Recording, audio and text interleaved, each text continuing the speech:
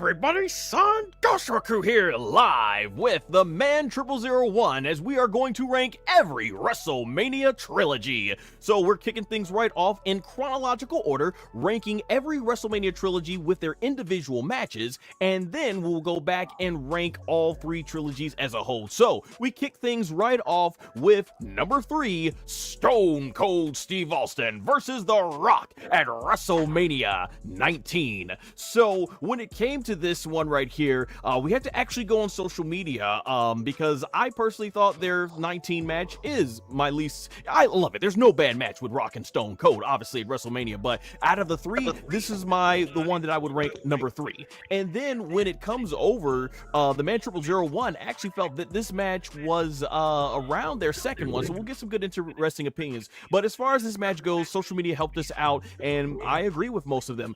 This is the best match this is the least out of the three. So when it comes to me, having rewatched this match for recently, Stone Cold and The Rock at WrestleMania 19 was an absolute banger. Both the guys went out there for their third match and really, I saw, laid all out on the line. Stone Cold, he was coming fresh off of being in the hospital from the previous night, and at this point, Austin and Rock are certified legends, and looking at how the match was worked, it was very intense. Stone Cold was just going in at The Rock, handing, Luthez presses and doing, a lot of the classic Stone Cold stuff. They brought a little bit to the outside. The Rock, he was absolutely entertaining in this match, especially on the part where he got the vest on and just started mocking Stone Cold, and it was like for the longest time he kept that vest on, and Jerry the King Lawler's commentary was absolutely on point, because Jerry the King Lawler, he's constantly like, oh, Rock, get that vest off. It's no luck at all. So I thought that part was certainly really good. And then when you get to this whole match, it is intense. Stone Cold just bringing it to The Rock. And the biggest thing here is you got all the big false finishes, the Stone Cold stunners, Rock's kicking out. The Rock is kicking out of Rock's kicking out of the stunner, Austin's kicking out of the rock bottom. Just really good stuff, because back then, man, if you kicked out of a finisher, it was a big deal. Nowadays in pro wrestling, we're seeing a lot of people go ahead and just kicking out of that stuff. And it was just really, really good match back and forth. And when I look at this match, I will say, I think in terms of just pure wrestling, this was the best wrestling match that The Rock and Stone Cold had among the trilogy at WrestleMania. Like I said, it was great. And then the rock bottoms at the end, when Rock, he really planted that rock bottom down on Stone Cold at the end, and he ends up getting the 1, 2, 3, finally defeating Stone Cold Steve Austin. And of course, they had that emotional moment where he kept pushing the referee away, letting Austin know how much he loved him, and Austin letting Rock know how much he loved him back for everything that they went through. Shout out to one of our friends, SMP, where he said he felt that this match was like Austin had it on his vest, one last ride, just for like the top 2 biggest stars of the Attitude Era, just going out. What was that, man? 0001? I'll say, on his vest it said OMR, one more round. That's what it said on there. One more round. Okay, yeah, I thought it was. That's why he's here. He's a historian, folks. So one more round. So yeah, basically when it comes to that, that was awesome. When it did that, and just, man, it was amazing. It just shows you why Rock and Austin were as talented as they are. And this was Stone Cold's last match for almost 20 years until he came back to face Kevin Owens at WrestleMania 38. It was. So all-time classic match. I've got nothing but praise for this match, but being that we are ranking this, to me, as intense of a wrestling match as this match was, it did not match the intensity of their WrestleManias 15 and 17 match, which is why I ultimately chose those over this one. But like I said, I got nothing bad to say. You could even hear in Jim Ross's commentary where he was like, this was just one heck of a wrestling match, versus in the previous match, he's like, oh man, you can tell these guys don't like each other, or saying like, this is gonna get ugly, folks. Both men so personal, wanting to just fight and brutal and bloody and batter. Like, yeah. So overall, that's the reason why I gotta put it, but definitely all-time great, and it is a great finish. To me, I look at it like this. You have a trilogy of movies. The first one is awesome. The second one, the sequel actually outdoes the first movie. The third one, not as good, but still a very solid finish that wraps up all the entire story threads did with it. Like, this is a great way for the Stone Cold and Rock to go out, and just it shows you the impact of what these two did. So that being said, man, 0001, I'm gonna switch it over to you, because for this trilogy and just all these trilogies, you witnessed most of these actually in person. So go ahead, let us know. You like Rock and Austin. It's your second favorite match in the trilogy. What did you think, especially seeing it in person? Alrighty. For me, I look at it like this: Rock versus Austin 3 is a fitting conclusion to a legendary rivalry. That's why I placed it second in line, because it's like, it's like this. If you're going to make a sequel, the sequel has to either live up to the first one, the first movie, or has to live up to it or surpass it, or at least hover around it. And I feel like this was a fitting conclusion to a very historic rivalry, and in one of the biggest eras in professional wrestling that we've had to witness. I look at that as definitely a fitting way to end it, and that's why it gets that second place spot, because the first one was, and I look at it like that because it's a lot of action in this match. The storyline, even though The Rock was down 2-0, the storyline going into it was kind of like, you know, what I mean? Like, you kind of knew, but you didn't know that this was going to be Austin's last match, at least for a long time. And, you know, and it's just like, yeah, definitely you want to make sure that you have a match that is fitting, that fits that. And you want to make sure that you have a storyline, and you want to make sure the rivalry goes out with a bang and not a whimper, So this right here is definitely where it's at, because, again, this is like Stone Cold Steve Austin just telling us, hey, I can't be doing this much longer, and I got to get going with this. So, that's what it is. And it's also The Rock, giving us a proper goodbye to his character full time. So, you know what I mean? It's just it felt like this is The Rock's way of saying, hey, you know what I mean? I love y'all, and I appreciate y'all for helping me get to where I am. And, I'm about to go and make movies, but, I just want y'all to know I'm not going to forget y'all. So definitely, this right here is a fitting fitting conclusion to a rivalry there for sure. Well said. Well said, man. 0001. You were there and you got to witness that emotional moment there. And I also should see. Shout out to our boy SMP in the chat.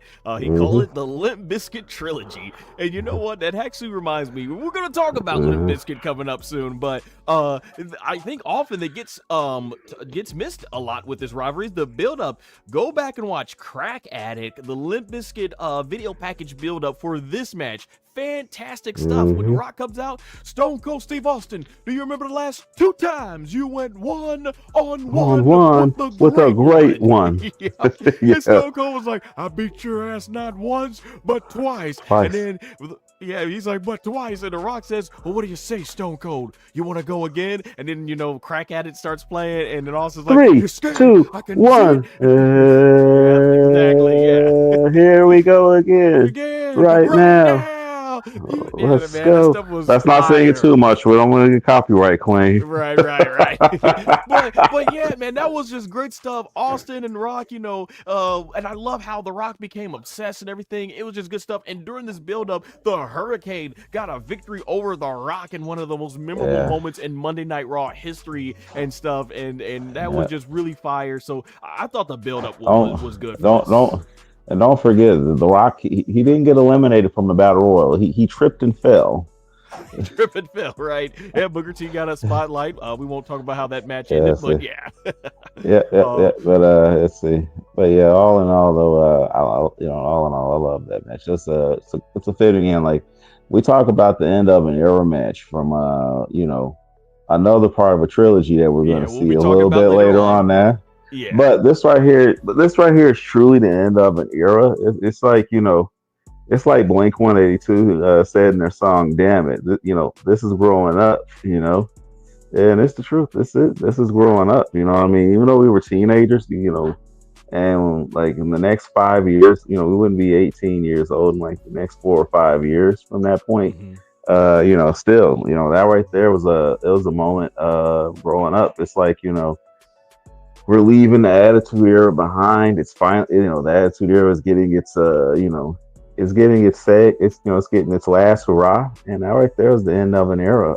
That right there is truly the first parts of the end of an era. So yeah, True. definitely.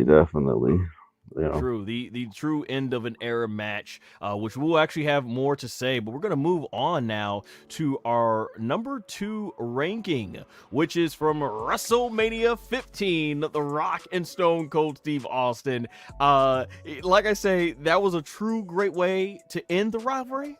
But as far as starting, man, WrestleMania 15, the build up going back as far as Survivor Series, and this was this era, this build up where The Rock really came into his own as a main eventer. Because man, you look at some of the stuff Rock was saying, dude. I remember some of the promos where they were talking about, what's your thoughts of Stone Cold? He's like, Stone Cold, you always want to talk about The Rock. It's going around doing a bunch of nursery rhymes. Well, The Rock's got a little nursery rhyme for you, Stone Cold. Mary had a little lamb. Well, piss on the lamb, piss on Mary, and piss on you, Stone Cold. Like, Rock was yeah. fire, and who could ever forget the Mhm. legendary beer truck when the Rock's talking about he's gonna take your ass down, know your role boulevard, check you right into the SmackDown hotel, and lay the SmackDown on your candy ass. And Stone Yeah. Cold goes like, Jesus Christ, son, you come on out here with all these nursery rhymes, it's making me sick. You better get your ass straight, son, for WrestleMania, because what Stone Cold's gonna do is he's gonna roll down Walk Know Your around Role on Road Boulevard, Boulevard. check into the This was SmackDown SmackDown hotel, Hotel. roll right Roll into right room into room 316, and 360. burn the son Burn of a that son bitch of a bitch to the to the ground. ground.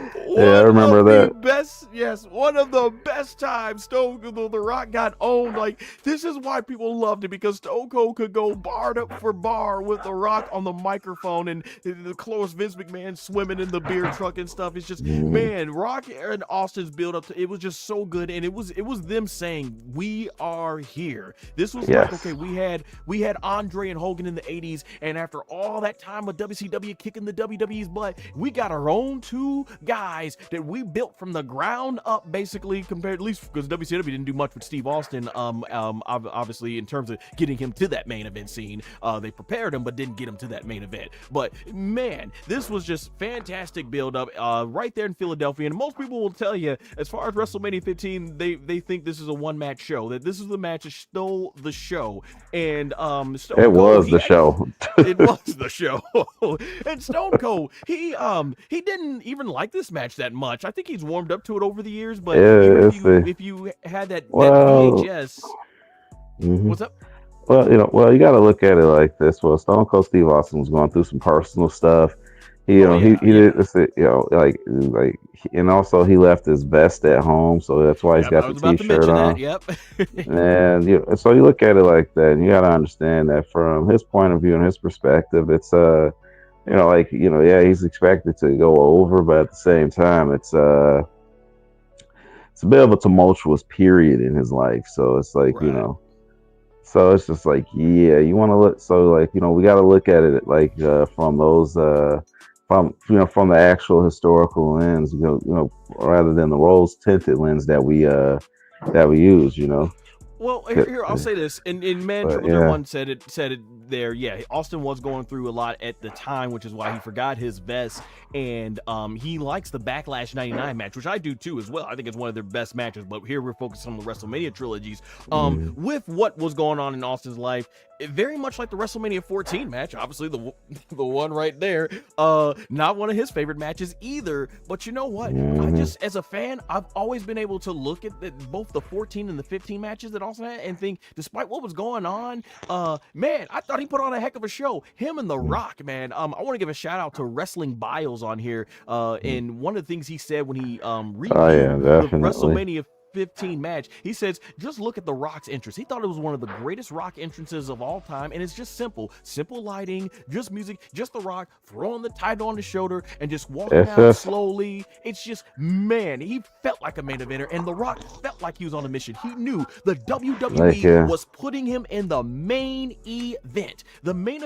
And The Rock went out there, and man, I think him and Stone Cold, they yeah. went to Uh, war. Like Jim uh-huh. Ross, I was saying on the commentary, Jim Ross and Jerry Lawler, he was saying that, man, is it safe to say, JR, these guys don't like each other? And they did not. They went at it. So many great moments. Austin doing the bionic elbow drop to The Rock and exploding the announce table. I think he had to do it twice. When they go to the back, and The Rock gives Austin the backdrop and his leg gets caught all up in the light. Fantastic stuff. And like I said, this was the first time you saw someone kicking out of the stunner and the Rock bottom, taking like 3 apiece for them to finally put either one away. It was just all out action, brawling all over the Hmm. place. Like, this was typical attitude era stuff that you would expect during this era. And man, did it absolutely work. And it was a lot of chaos with McMahon's involvement and Shawn Michaels, and then the referees getting knocked out, and they're just throwing out the referees, all the type of shenanigans you would expect during this time in the Attitude Era. You got a lot of that, and I think the problem, and that's probably why some people may even put this match under the 19, put this match under 19. But I thought it was one heck of a brawl. These guys, I thought, absolutely killed it, and in the end, Stone Cold does get that stunner on The Rock, 1, 2, 3, with Mick Foley coming out, getting his piece of the action for the main event, and seeing Stone Cold and Jim Ross going crazy like, the rattlesnake rolls again, and he stuns Mr. McMahon. Just, it was a great feel-good moment. Austin had to chase for several months to get the title back, and I think it was one heck of an ending to WrestleMania 15. It was fantastic. I think they treated the Philadelphia crowd to something really spectacular, and that's why I said I felt that there was an intensity to this WrestleMania 15 match that was not present in their WrestleMania 19 match, and it's why I personally like it. And then that's what I got to say about the match. We're gonna move over here at Man 0001. You were in attendance in Philadelphia back in 1999 for this match, and you actually liked this match. This was your least favorite of the Rock and Austin trilogy, so let's hear your perspective on this match. Okay, so here's my perspective on the match. So we have the Rock, and we have Stone Cold Steve Austin. I agree with Wrestling Bios. This right here was one of the best WrestleMania entrances ever. And you go and you sit there and you have that, and you know, it's a, you sit there and you have that match going, and you have the Rock going down there, and it's like it's like a precursor to his current entrance. It's electrifying when you see it. It's like when you watch it and you hear that version of the Rock's theme song. It is like everything is in sync. No Backstreet Boys. Everything is in sync. And you sit there and you watch it, and it's just like, wow, this man right here, he means business. And then you have Stone Cold Steve Austin and The Rock. In all of their matches, they never lock horns. They just get right down to business immediately. The in ring psychology was great. The match delivered, but I don't put it on the level of WrestleMania 19 because this right here felt like it was a match that was going to happen again because it had to happen again because it's like WrestleMania 19 was more so finality. We were not going to see these two ever wrestle again. And one of them pretty much was retired for the better part of 19 years. So, that was for the finality on that one. This one right here felt like, okay, this right here is one of the, is a WrestleMania wise, just the first chapter in what would be a trilogy. So I'm like, yeah, they're going to wrestle a little bit more. I don't feel like they showed us everything they can do in this match. Felt like they kind of pulled back a little, but what we did get was great. So it was greatness, and it was the show, because it was the main event of the WrestleMania. So that makes it the show. It's doing what it's supposed to do. Because we look at it like this. Samir. I'm recording. Okay, so like But yeah, you definitely see that. It felt like they didn't show everything that they could do. And you also, and that's also a good, and that's also a good thing if the long term plan is to make sure these two have a another match at WrestleMania. But yeah, The Rock and Austin, WrestleMania 15 is just, it was the show. It saved the show. It was the main event, and it did what it needed to do. It delivered. It delivered better than FedEx. That's all I know. So yeah, Oh so my gosh. I have no idea if FedEx ever does want to sponsor my content. Those are his opinions, not mine. But I've heard your issues before there. But yeah, Rock and Austin absolutely delivered on WrestleMania 15. And you do make a great point. And that I think that is one thing about 15, even though I do like it still better.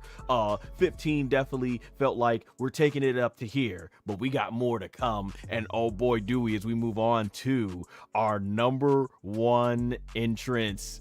Oh, yes, sir. Man, number one. check out my melody. Yes, Check out exactly. my melody. Just one One more more fight. fight. Yes. Stone Cold Steve Austin versus The Rock at WrestleMania 17. And man, I gotta be honest. When someone asks me what's my all-time favorite fight match in WWE history, it always comes back to this for me: Stone Cold Steve Austin versus The Rock at WrestleMania 17. As a kid, seeing The Rock and Stone Cold Steve Austin at the height of their popularity, man, you talk about aura. They had the ultimate aura. This is like, and you're a Dragon Ball fan, Goku, Vegeta. This is like when they were SS2 and you knew they were stronger, and Vegeta hits him with the line, "You're stronger than your son was against Cell." And you're like, oh, we got two of the strongest beings going up here. This is what it felt like, because Austin, when he came back, Rock was on a whole other level, and Austin was still right up here, and it's like, man, we're gonna see them collide. So this is one of the times where babyface versus babyface really worked. The as we mentioned, Limp Bizkit, the trilogy, the package, the video package that they did for it, incredible, with My Way or the Highway. It is one of the most play things. Like, not even during WrestleMania season, I can't tell you how many times I get on social media and I see that pop up in my feed. People almost just are constantly glazing over this thing so much. WWE on their YouTube channel recently did the greatest promo video packages, and they said, we're starting off with the number one, and then they started right off with that one. So that was just fantastic. I really love the whole build up, and it was just a month build up. The way it starts off: Austin wins the Rumble, The Rock defeats Kurt Angle to get back the WWE Championship, and then we are off to the races. Even the little part where they add Miss McMahon, I remember that whole package from straight. Mrs. Stone Cold Steve Austin, you're gonna manage The Rock, and Vince is just smiling. And man, the way they integrate to it getting more and more personal with Austin and Rock, and like Austin comes out, does a stunner to Rock, and Rock comes back the next week and he hits him with his own move, the stunner, and puts the beard down next to him. Like, dang, like, as a kid, how does this not get you hype growing up in the Attitude Era? And then the sit down interview that Jim Ross did, fantastic, man. When there's a part where The Rock, he's sitting there and he's like, "I will give you every single blood, every single sweat, every single tear. You're gonna get every tear, sweat, and blood. You're gonna get the absolute best of The Rock at WrestleMania." And Stone Cold's like, "I need to beat you, Rock. I needed more than you could ever imagine. There can be only one World Wrestling Federation champion, and that will be Rock, Stone Cold Steve Austin, with all due respect." Fantastic stuff. I love that video package. And just, man, when we get to the match, they announced no disqualification, but man, Austin coming out to that Disturbed theme, which they recently remastered, fantastic stuff. The Rock comes out and he gets some boos, but not all the way there. And when Rock and Austin start going at it, man, like Man Triple Zero One said it, they always start their matches off hot. Austin, the way he was just looking at The Rock and so intense, boom, it starts off personal. And Rock and Austin, it is such a seesaw battle going back and forth. Austin's got the edge, then The Rock, then it keeps going back, and then they start bleeding, and the way like they do catapults where Rock's head goes busting into the turnbuckle.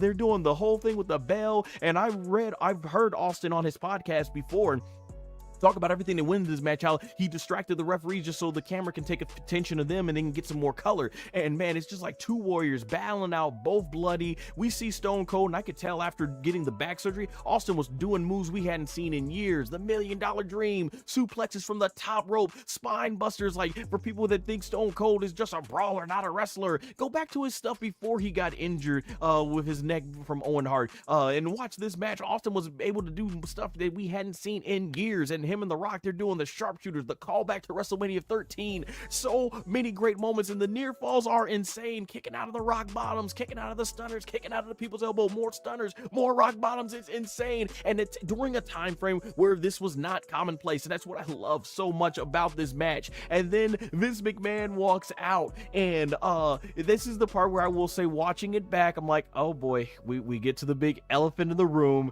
But you know what? The execution is still really good with Stone Cold. The shocking part when he can't put The Rock away, and so he tells Vince McMahon, because first Vince McMahon pulls out The Rock, and we're like, well, why did Vince do that? And then Austin, when Rock gets down, Austin's like, come here. And then Vince throws the chair in, and Jim Ross, the way they sell him on commentary, him and Paul Heyman were fantastic during this, and they're like, oh my gosh. And it's like, he said, are we seeing what we're seeing? I said, what is this? What is this? And Austin cannot put The Rock away, and man, some of the most vicious chair shots I've seen, when Austin is just bam, bam, bam, and then just jamming the chair shot into The Rock. And then from there, finally, when Jim Ross on commentary, he's like, what the hell is this? What the hell is this? And then he gets the 1, 2, 3, and Paul Heyman's like, it's a new champion, and the audience explodes. They don't care, and myself included, they don't care that Stone Cold turned heel. They don't care that he signed with his man. We got Stone Cold finally back as the WWE champion, and that was me at the time. I was like, oh, he went bad guy. I remember coming back to school the next day. My teacher, she didn't watch it, so she's like, who won? She knew I watched wrestling. I said, Stone Cold won, and before I could even say but, she's like, whoa, Stone Cold, Stone Cold. I'm like, yeah, but he turned to a bad guy and joined Vince McMahon. And she's like, she paused, and she was like, woohoo, Stone Cold, Stone Cold. So, I mean, we just wanted to finally see that moment. And man, it is an amazing ride. Like, Rock and Austin, their cardio, everything, just back and forth. It is an amazing match, and I think it is a testament that despite the finish of this match, most people agree it was an awful decision. Most people still love this match and adore it to this day, and I think that's the testament of just the work that Rock and Austin put in. This was amazing. It was the main event of arguably what many consider the greatest WrestleMania of all time. A lot of people think it's probably one of the greatest WrestleMania main events of all time. Just fantastic. And I will say this and acknowledge this: as much as I do love this match, I do acknowledge, no pun intended for our tribal chief, I do acknowledge that, yeah, this hurt the business, because, and Stone Cold regrets it to this day. He says if he could go back, he would have stunned Vince McMahon right after he gave him the handshake, which we did eventually get back at WrestleMania 38. Because when you look at this, man, Stone Cold and turning heel, it did affect the business. Business went down. The Rock was going to Hollywood, and they had no other big baby face on Austin's level. And then when you get to the point where Austin later that year went back to babyface, fans were interested. Invasion did a huge buy rate. Raw did a huge buy rate after Invasion. And when they said, oh, Stone Cold's back to being heel, the business never recovered. And it's just now getting to where WWE is hot again. And that shows you the long-term negative ramifications of what they decided to do here with Stone Cold and Vince McMahon. And I will acknowledge that. I will not defend that. But in terms of a match, and despite the finish, man, I gotta be honest, for me, and it always has been, still my favorite match to this day. I think Stone Cold and The Rock in this WrestleMania 17 match is still the best, and it's just because of the work, the effort, the story, everything they put in up to the finish. It is amazing. Just wow. I haven't seen anything like it. There's been a lot of great matches, but man, this just so much in this worked until you get to the finish. So overall, I still think, yeah, it is the best match there in their trilogy. SMP says, yeah, folks are tripping on Heyman. This was a great swerve. Wow, okay, so SMP actually did enjoy the swerve about there. I didn't know he enjoyed the swerve there with Austin and everything. But now we're gonna pass it on over to the man 0001. You were there in Houston, Texas at the Astrodome. You agreed. That's why it's our number one. We didn't have to go to social media. This is your favorite Austin and Rock match. So let's hear your perspective, especially being there live in person. All right, so So going to that WrestleMania was, hell, it felt special, you know, because because like when you go to WrestleMania, period, they're always going to feel special. But going to this particular one, it felt like it felt like you're going to be a part of something great. You know, you look at the match card, and then you look at the main event that evening. You have Rock versus Austin, and you go there, and it felt like it felt like the time, like everything in this match was right. The timing was right. You got two of the best in the industry, not just in the company, but you got the two of the best in the industry fighting each other, facing each other, wrestling each other at the right time, at the right moment.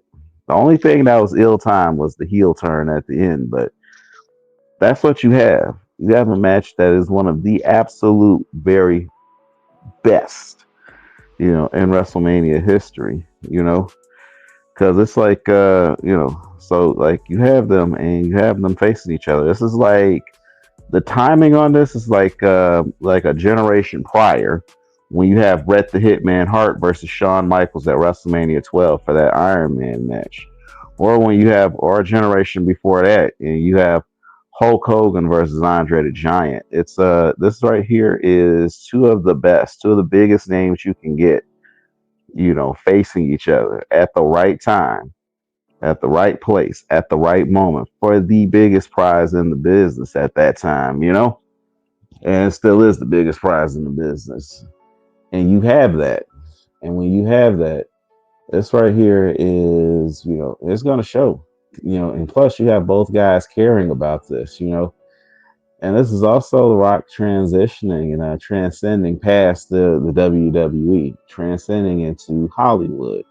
This is Austin, unbeknownst to us, this is Austin giving us some of his final work right here, and some of his, trying to give us one last hurrah, before he has to go away in 2 years. And when you look at these things, as they say, hindsight is 2020, and foresight and hindsight, anybody, what I mean, you can put your hands over your eyes and still understand that this right here is a great match. You still, so when you watch this, you look at the build up. The build up was great. It was suspenseful. It was there. It was some people are like, well, that was a bad move making Triple H defeat Austin going into it. No, it wasn't. Like it makes it. It creates a doubt in your mind that Stone Cold Steve Austin still has it. Because he previously had, to my knowledge, two shots at the World Wrestling Federation title before going into this match right here. He had one shot against Kurt Angle in late 2000 at Raw, and he also had the Armageddon Hell in a Cell match, which was pure chaos. You should go ahead and check those two matches out. And then you have him going into the Royal Rumble, and he wins the Royal Rumble, and then you have him lose to Triple H.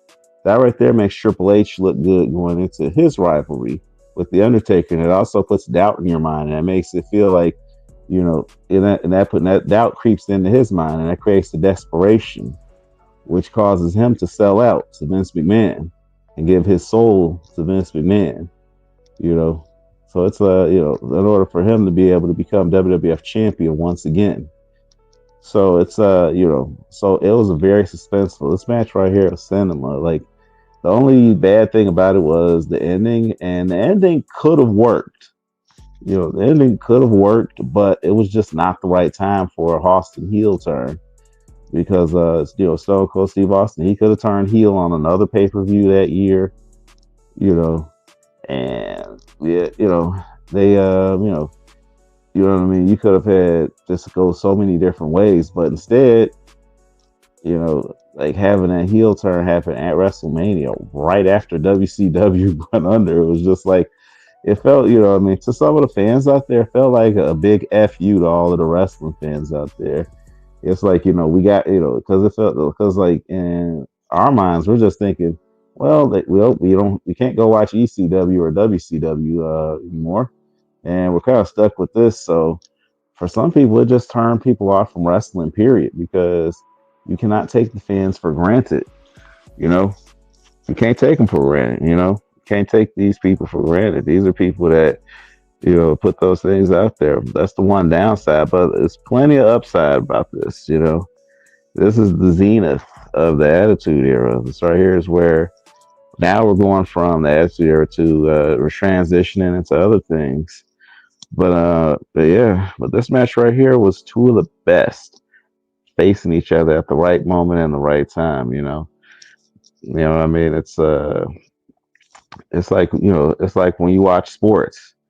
It's like when you watching sports. It's like watching Larry and Magic face each other.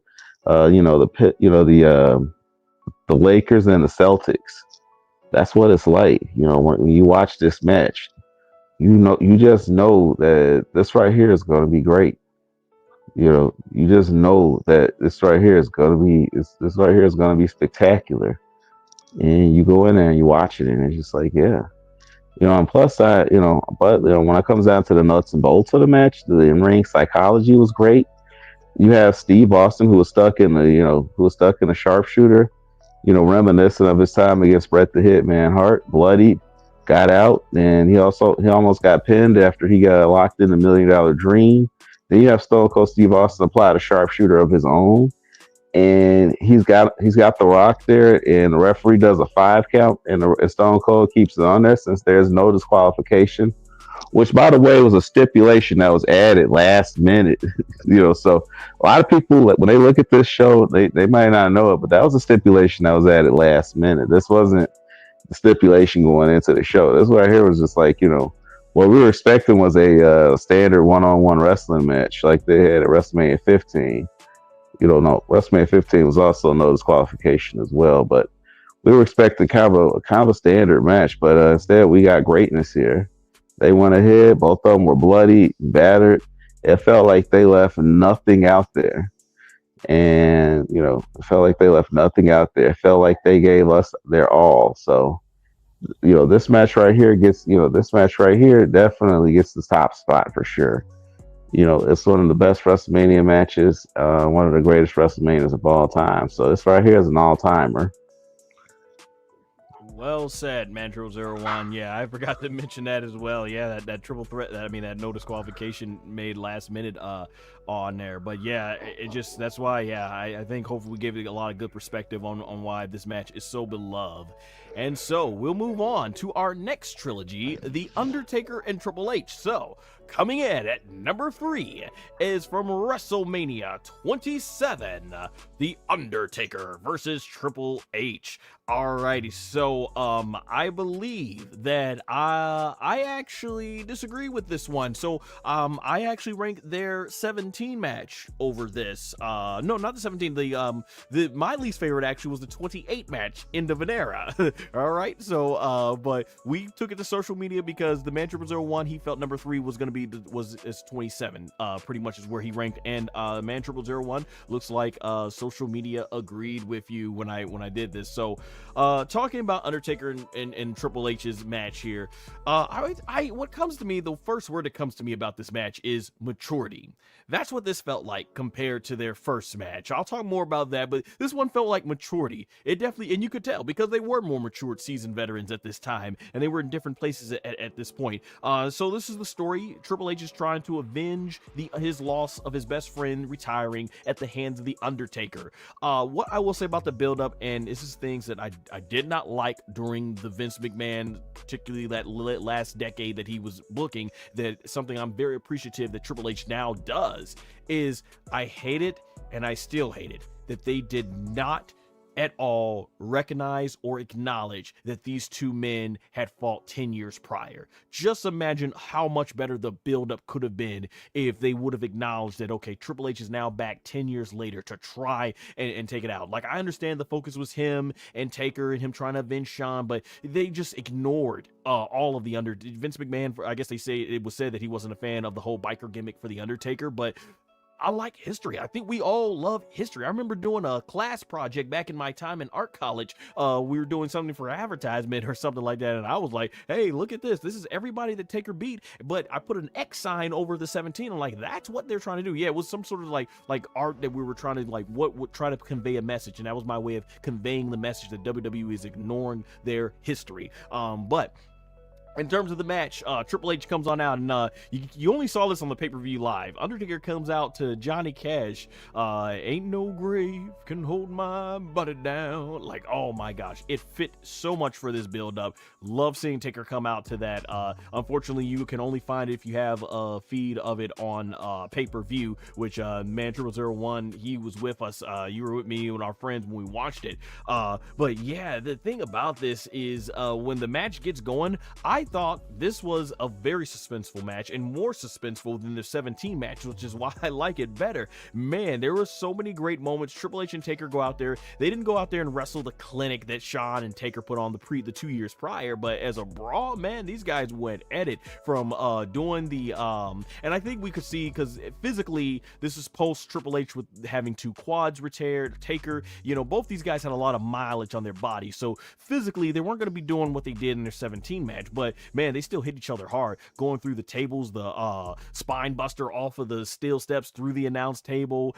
They brought in some of the chair spots, doing the last rides, just going back, pedigrees, kicking out of that, kicking out of the finishers. It was just crazy. And I think the most crazy moment of the match is when Triple H, I think, reversed the Undertaker into the tombstone, and we get that shot from the hard camera. He goes like, "It's over," and he hits him with the tombstone. I remember, man, 0001, you, me, our friends, we were all like, oh, like, are they gonna really end it? They got us for that moment. Like, wow, okay, that was a great near fall in this match, man. It was crazy. It had me on the edge of my seat in a way that first match didn't. And at this point, yeah, the streak was a much bigger deal. They were just starting to acknowledge it, but man, I was on the edge of my seat through the whole match. They did a great job of making Triple H look like a beast, that Undertaker was struggling so hard to beat him, and in the end, they did the callback where he gets the sledgehammer and Taker puts him in the Hell's Gate, and we're like, oh, is he gonna get him? Is he gonna get him? You know, Shades, this is what we were talking about recently we didn't do it on my live stream, but because we're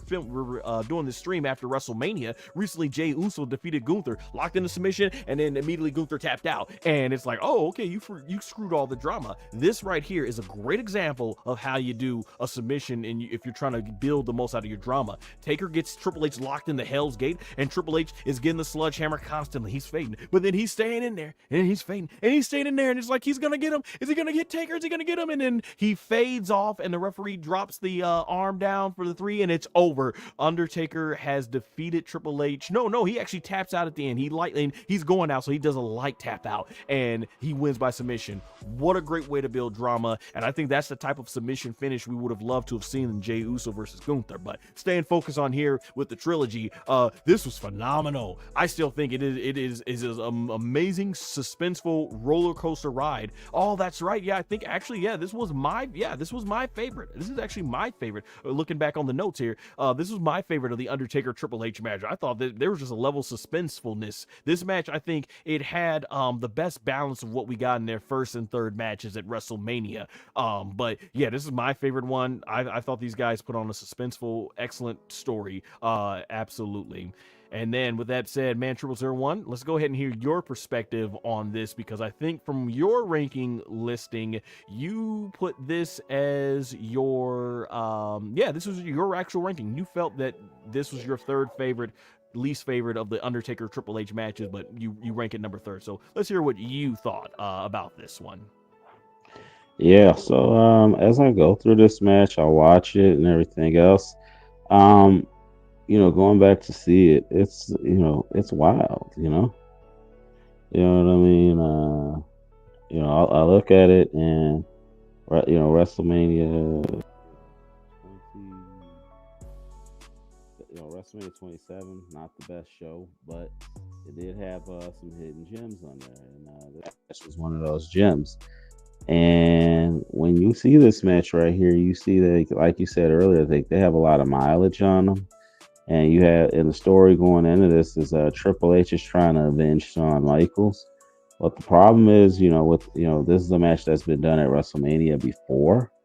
And when you have a match that's been done at WrestleMania before, you definitely should acknowledge the previous one, and definitely make sure you let's see, when I say acknowledge, this is how I acknowledge the tribal chief now. Because we still put up the ones, we just put up the middle ones now. That's what we do. But anyways, though, you definitely should acknowledge and understand that you know they have history there, and that's something that you can build off of. But my best guess as to why they didn't acknowledge the previous match that they had at WrestleMania was because the Undertaker was back to being his dead man again. His dead man character over his American badass character. So when I go back and I watch this, when I go back and I watch this match, it's definitely a stunner. It's definitely a stunner. It's definitely a show stealer for sure. Because you have Triple H and like you have Triple H. On the downside of his career, he's more of a corporate executive. This time around, he's starting to get more into the corporate side of things, and he's starting to become the Triple H more of the Triple H we know nowadays, as opposed to the cerebral assassin of the past. I mean, he'd go on and still have some bangers in the future, but his career starting to wind down. This is the Undertaker's first match back as a part timer, because in 2010, he had what I mean, that was his last year as a full time wrestler, and he started becoming more of a part timer. We started seeing less of him. So less and less of him. I mean, that's the only match he wrestled that year, was that match, against Triple H. So he was on essentially what CM Punk calls the Santa Claus schedule. So it's just like definitely definitely for sure. When you watch this match, it's a show stealer and it's a stunner. Unfortunately, for this match, they put on two other matches, in my opinion, that were much better. So it's a stunner, but it's not the number one stunner. So it's just like, yeah. All right, good. Go ahead and good perspective on that one. So yeah, WrestleMania 17. So yeah, we got more to say. So the one thing that we actually did agree, and we didn't have to go to social media for this one, is our number 2 entry on this list for Undertaker to Triple H at WrestleMania 17. Oh boy, I'm ready to have some fun with this one because, like I mentioned, there was a sense of maturity in terms of the Undertaker and Triple H in WrestleMania 27. But in 17, they are 10 years younger, and boy, this match is not about avenging friends and legacy. This match is about who the best one.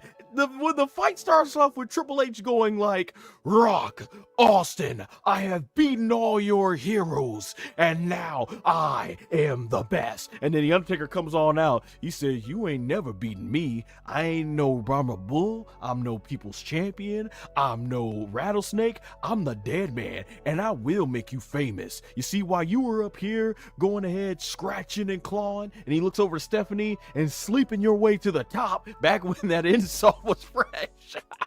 And Stephanie's like, oh, and he goes like, he says, "I was out here doing my thing. I think they call it a dead man of destruction." He says, "And if you want to try me," gets up in Triple H's face, "I'll make you famous." And Triple H's retort is, "The problem, dead man, is your yard is in the middle of my ring." And then eventually Joe Taker puts the chair over him. He says, "You're the people that make people famous. Is that right? Well, you mess with me and I will cripple your ass." I'm like, yo, is there any more testosterone, more driven way to build up a match than that one? Like, that's what this first match was. It's like, you think you're the best, you want to jump? Taker like, "Well, I'll jump. What's good? What's good?" And this is what I call, this is the what's good homie match, right? Because that's what the build-up was. But this was perfect because Rock and Stone Cold were your top 2 biggest stars, and right under there was Triple H and Taker. They weren't the guys, but they were a tremendous supporting cast. And when I think of, as far as talent, Mount Rushmore of the Attitude Era, I go with Austin, Rock, Triple H, Taker. And so what better way to co-main event WrestleMania 17 than with Undertaker and Triple H? And this was good. And the entrances, Motorhead, and a lot of people I know that will clown Motorhead because he only kept saying, "It's time to play the game." It starts off, dude, even the way this match starts off, the music production, "We are Motorhead and we're gonna kick your ass," and "It's time to play the game." Like that was good stuff. And Triple H comes out good. I love the performance, even if he was mostly saying it's time to play the game. The Undertaker comes out to Limp Bizkit, keep rolling. Like I said, this is just two dudes, young dudes, just wanting to beat the crap out of each other to prove whose game it is, whose yard this really is. And they do this amazing shot of Undertaker with his motorcycle just driving right down the long ramp. And the match is pretty much a brawl. And like I said, looking at this match physically, they didn't have to rely on weapons a lot. They were able just to go out there because they were a lot more healthier than they would be 10 years later, and they just went at it. Just really tremendous stuff. Like, you just feel the power. Like, these guys, they fight like two dudes that don't hate each other. And I'm like, I do miss sometimes this aspect of the business when like those just two big alpha males wanting to try at each other, and no one's gonna back down. Who's gonna go at it? Like, it was just fun stuff in the Attitude Era. Now there are some silly parts in this match. Referee Mike Chioda gets knocked down, and man, that guy was out for a good probably 15 minutes. Longest rep bump ever in terms of how much he stayed down. And that was a plot device so that Taker and Triple H could go and fight into the crowd and brawl, and they go on this platform. Now, as a kid, I thought it was fantastic. Undertaker does this choke slam with Triple H over the platform. I'm like, that's awesome. And it took me watching back now from watching other reviews. They mentioned how, well, the problem with that thing is they do a replay that shows Triple H landing on the crash mat, and Taker does an elbow, and both guys are just bouncing off of this mat, and they're fighting, and every time they go down to the ground, the commentators, they're trying to sell it. They're like, oh my gosh, they just did an elbow. Oh my gosh, they're just bamming each other right down to the ground. But you see them bouncing up and down on the crash mat. So, hey, you know what? I still think this match is awesome regardless. And then they get into it, and Taker's bleeding. And I remember, man, Triple H, it looks like Taker's not, he breaks out the tombstone for the first time in a long time. And Undertaker, he's looked like he's been had it, very much so like they would 10 years later. Triple H, Taker's out of the ring, he's busted open, and they're doing a good job of making it look like Triple H has got him. He gets the sledgehammer, I think he goes for the sledgehammer, and he nails Taker in the back from the last ride. And then that's when it gets to the corner. And the way Taker does the last ride, he lifts Triple H up and goes down to his knees, and then boom, slams Triple H down to his back. 1, 2, 3. Taker becomes 9-0 and rides literally off into the sunset for this match at WrestleMania 17. What a fun match. Like, I like Rock and Austin's match at WrestleMania 17, but this was good. Like, this was also like just as a swan song to the Attitude Era, Undertaker with Triple H. This was cool because it's like the first big program they had one-on-one as established main eventers. This was fun. It was a lot of fun to go back and watch. I do agree it's my second favorite. I even enjoyed it more than the end of an era match. I know that will probably be a controversial statement because of the emotion that one brings, but I think in terms of just the action we got here, man, this was fantastic. I can't say enough good things about it. It's a fun time. It's the funnest, I think, of the Undertaker and Triple H. It doesn't put me on the emotional roller coaster that the other two do, but it was certainly a fun one indeed. All right, man, 0001, you were there live, obviously, at WrestleMania 17 for this one in person. You agreed, we both agreed, this is our second favorite of the Taker and Triple H trilogy. What is your thoughts seeing this one in person? Okay, seeing this one in person is like this. Well, from where I was sitting, I'm just over there and I'm looking.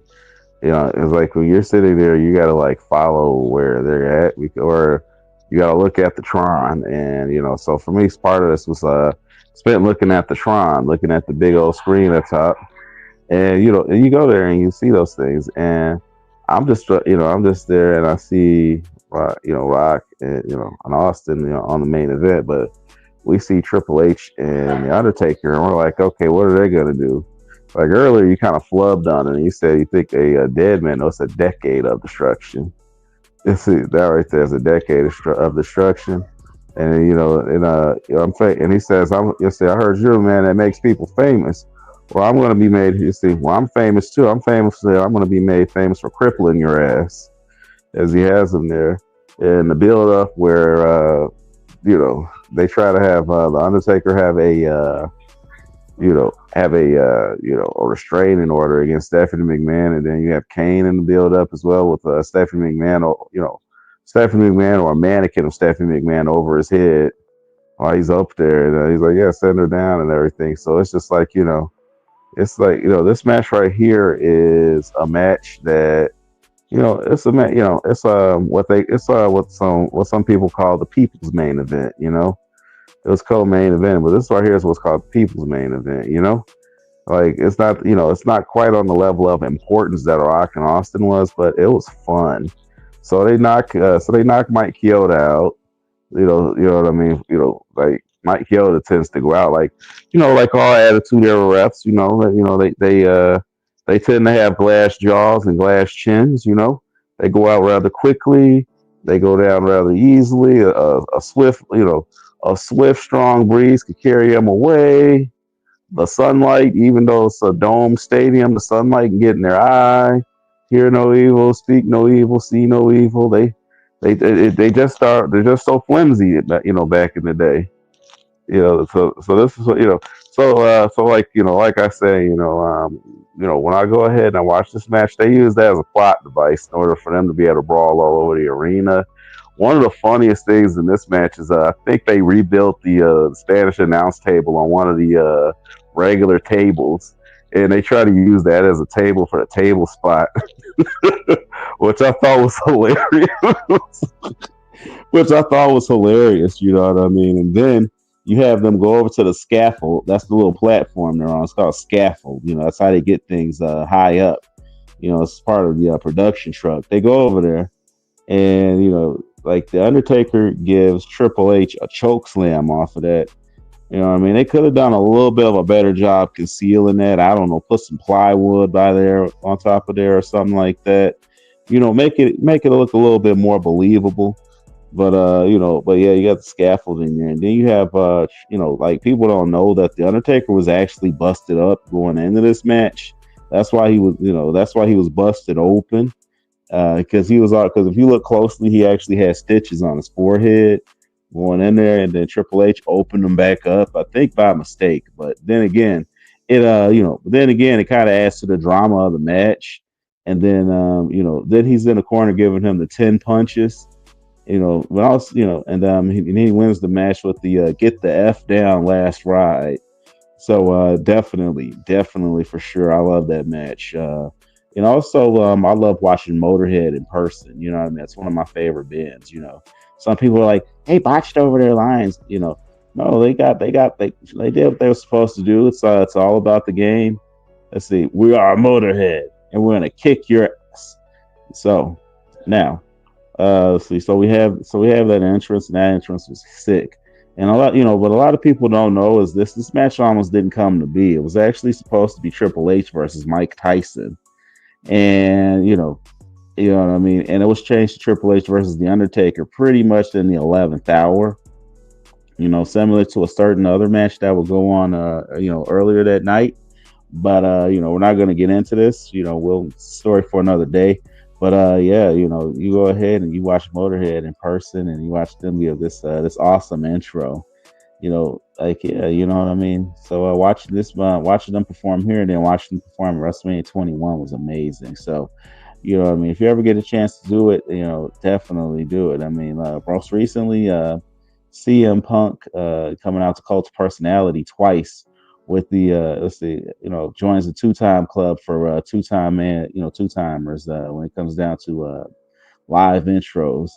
But definitely, this match was it was on fire. It was pure electricity. It was fire, and it was like you had two hosses going out there, and what I mean. Unfortunately, Triple H got injured later on that year, but definitely, if you got a chance, go back and watch this match. You will have a lot of fun watching it.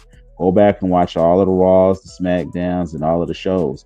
And also, here's another nugget: if you went to WWF Fan Access back in the day, because I like to use the terminology. If you went to WWF Fan Access back and during that time, they had Triple H and the Undertaker fight each other at WWF Fan Access too.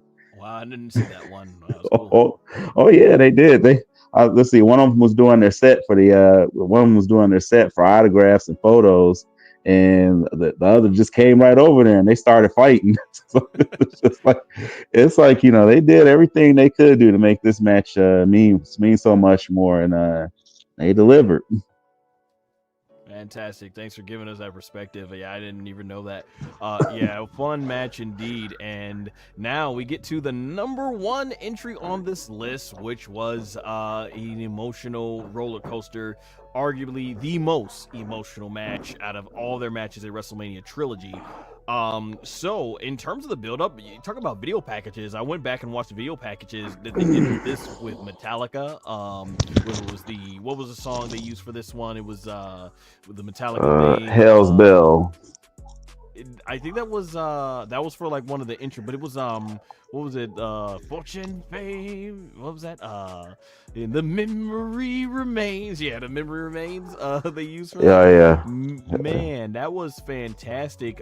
Just a tremendous intro. I watched that video package and I forget how good that was at just really putting together everything Triple H and Taker did in their career and showcasing Hell in a Cell. And I remember we were on the phone with our boy Lennox at the time, watching this Raw, and I'm like, I'm not feeling another Taker Triple H match because I just like the idea of Undertaker defeating multiple opponents instead of facing the same people. And then they announced Hell in a Cell. I'm like, whoa, because now I instantly went from being a young adult to a little kid, because as a kid and a teenager, all I wanted to think about it was most of when I was a teen. I was thinking about, holy crap, get Triple H and Taker, the masters of the Hell in a Cell. And I'm like, holy crap. And then they got Shawn Michaels involved as the referee, and we were off to the races. And really, you needed the Hell in a Cell to build up to this match, and it was a great way to tie everything in. And the match, man, it had a lot of suspense. It was an emotional roller coaster ride. Shawn Michaels as a referee was fantastic. It was more or less a little bit less maybe what we were getting in their previous match of the year, WrestleMania 27, using a lot of steel chairs, using the steel chairs, using the steel steps, fantastic stuff there. And of course, I think the biggest moment that a lot of people always talked about with this match is when Triple H and Taker, they end up like pushing Shawn Michaels around to the point it's like, all right, whose side are you gonna be on? And when Shawn gets up, Taker, I believe, is about to go for the tombstone. Triple H gets behind him, pushes him into Shawn, and Shawn nails him with the sweet chin music that repels Taker back into the pedigree. And we were with our friends at the time watching live, man, 0001. I remember we was like, oh, not like this, and because like there was not a lot of I'm thinking there was not a lot of near falls that I'm like, he's not gonna beat Taker. I'm like, that's not gonna do it. Pedigree there. He's gonna kick out of the choke slam there. But when that happened, like, oh snap, they wouldn't end it like this with a team move. And it's 1, 2, and Taker kicks out, and Shawn does this whole thing where he's like turning 360, and the crowd is going wild, and Jim Russell's on commentary like, my God, oh, that was so close. I was like, whoa, what one of the greatest near falls in just WrestleMania Undertaker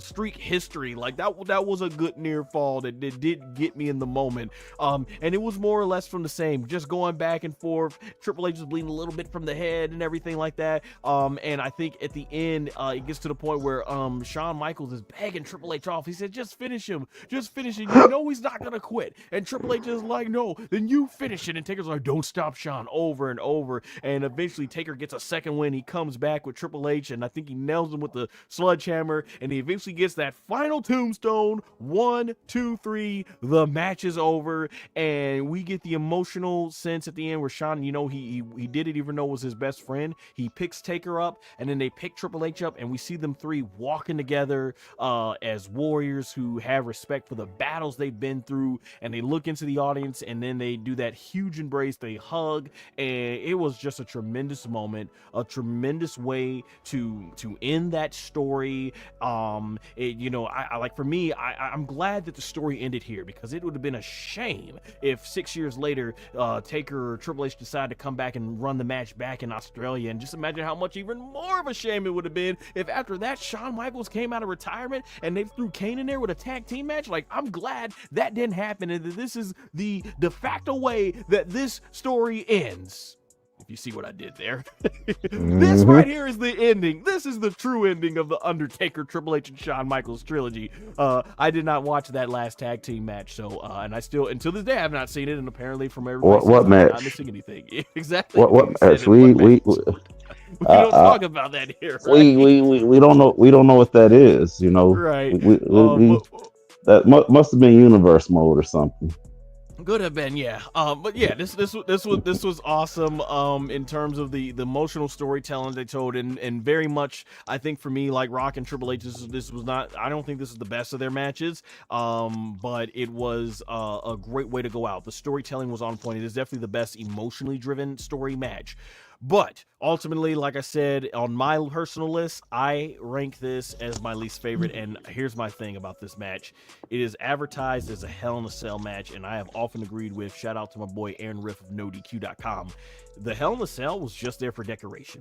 They advertised a Hell in a Cell match, and they hardly utilized the Hell in a Cell. And to me, there's nothing in this match that really took place that couldn't have been done if it was just another no holds barred match and Shawn Michaels was a special guest referee. As far as I'm concerned, the Hell in a Cell, as a Hell in a Cell match, this is not it for me. As a regular match where I excuse the Hell in a Cell and I don't think about the Hell in a Cell, it's a tremendous match. Like I said, I still would put it not over the 17 and 27 matches. I think from an in-ring standpoint, those matches delivered better. This one had the story drama. I think that's why I like the 27 match the better. It kind of has that emotional story drama telling that you get in the 28 match, but you get a little bit more physicality. Not that the physicality wasn't on point with this match, but you also get some of that from the 17 match. I just think the 27 match was better balanced, if that makes sense.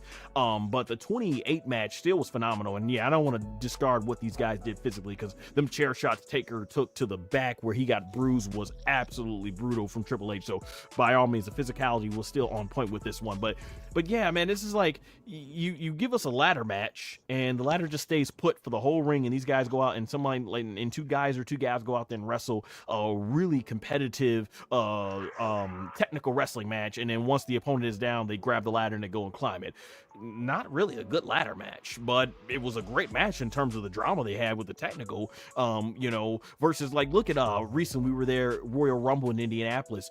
Kevin Owens and Cody Rhodes, they didn't do a lot of high spots with their ladder match, but they constantly used the ladder to just brutalize each other before Cody eventually finally goes up and grabs it, and at least the ladder was utilized. It just was not a lot with the Hell in a Cell. I think they went out a little bit, they maybe threw each other into the cell, but I mean, man, example is, if you look at the most recent Hell in a Cell match we got with with CM Punk and Drew McIntyre, that's an example of a Hell in a Cell match where they were brutal. They utilized the cell a lot in that match, and it was mostly still in the ring and inside the cell. They didn't have to do any big crazy spots off the cell, but man, yeah, I just felt like the cell was there for decoration. They didn't utilize. We've seen much bigger Triple H and Taker Hell in a Cell matches, and I'm not even including like the HBK and the Mankind. We don't have to have these big spots to have a fantastic Hell in a Cell match, but man, I just they hardly utilize it.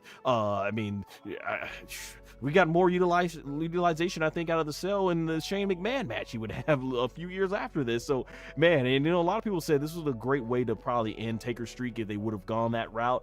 This was a great way, I think, to end the trilogy. So, yeah, the Hell in a Cell aspect of this match just didn't do it for me, and I do think that harms this match a little bit. But as far as the storytelling that we got within the Hell in a Cell, in that ring, fantastic, amazing story class, really enjoyed it. But that's my perspective. I'm assuming the one and this is the reason why I got number one, because that's what most people on social media voted as number one. Man 0001, you said this is your favorite, and social media agrees with you that this is your favorite. So let's hear your perspective on why you think this is the greatest Triple H and Taker match of the trilogy. Okay, let's see. This right here is the greatest because again, this right here has a sense of finality. When it comes down to it, these guys are winding their careers down. This is truly the end of an era, and and you have all three. Because you have Shawn Michaels, who just ended his career a couple of years prior. Then you have, he's repping this match. He's had WrestleMania matches against both of these guys. He's had Hell in a Cell matches against both of these guys. So, so definitely, he's a guy that definitely should be the person that's in there. That's number one. And number two, and number three, this is again a sense of finality. The Undertaker is on what CM Punk again calls Santa Claus schedule, where he comes around only once a year. And Undertaker matches are starting to become fleeting. They're becoming very few and far between. You have Triple H and the Undertaker. These are two stalwarts of the Attitude Era and the Ruthless Aggression Era. And these are guys who are the cornerstones of those eras. These are the guys that through their bodies of work, they went ahead and they gave us stars like John Cena and like Batista and Randy Orton through their feuds. They gave us guys like Edge. They helped those guys reach that next level. And these are guys that are on the they're on a decline when it comes down to their ring career. I mean, the Undertaker, he would go on to retire in 2020, and then you had Triple H retire a couple years after that, formally retire a couple years after that. Hmm. So, what you have here is this is truly the end of an era because everything that they would do after this would be to build up the next era. But it be built would be to build up the next stars of tomorrow. Because they had built up the stars of today during that time, what was the current time of that timeline. And when I watch, when it comes down to levels of importance, and then you have Shawn Michaels there, and then when it comes down to drama, it felt like it was high drama. It was that one part of the match where you have Shawn Michaels hit a sweet chin music and then to a Triple H pedigree, and it's like holy smokes. At that point in time, you felt like if that couldn't end the streak, nothing will. But we'd find out 2 years later, Right, so, right. so the streak would end. But you have the Undertaker streak there, so and then you have Triple H trying to figure out who he is. He's kind of hanging on. He's kind of just trying to figure out everything else because this is Triple H more and more going into a corporate role, going into a backstage role, and this is the Undertaker more so just on a decline in his career. And and you have that. You have two guys that can go out on their own shield. No pun intended. Who go out, on their own. Why not? You know, why not? Because you know what I mean. Because it shouldn't take. You know what I mean. Why not? So definitely. So definitely. It's right here how it ranks high because this is a high drama match because you have them go out there and you have them put on the best matches. That, despite being two guys in their 40s, you have guys. They're going out there and they show, hey, we still got it. We can still do it, and and also, but we're getting up there in age, and and Father Time loses to no man. Unless you get out when you can. Father Time is undefeated, so you definitely got to go ahead and you got to make the most of it.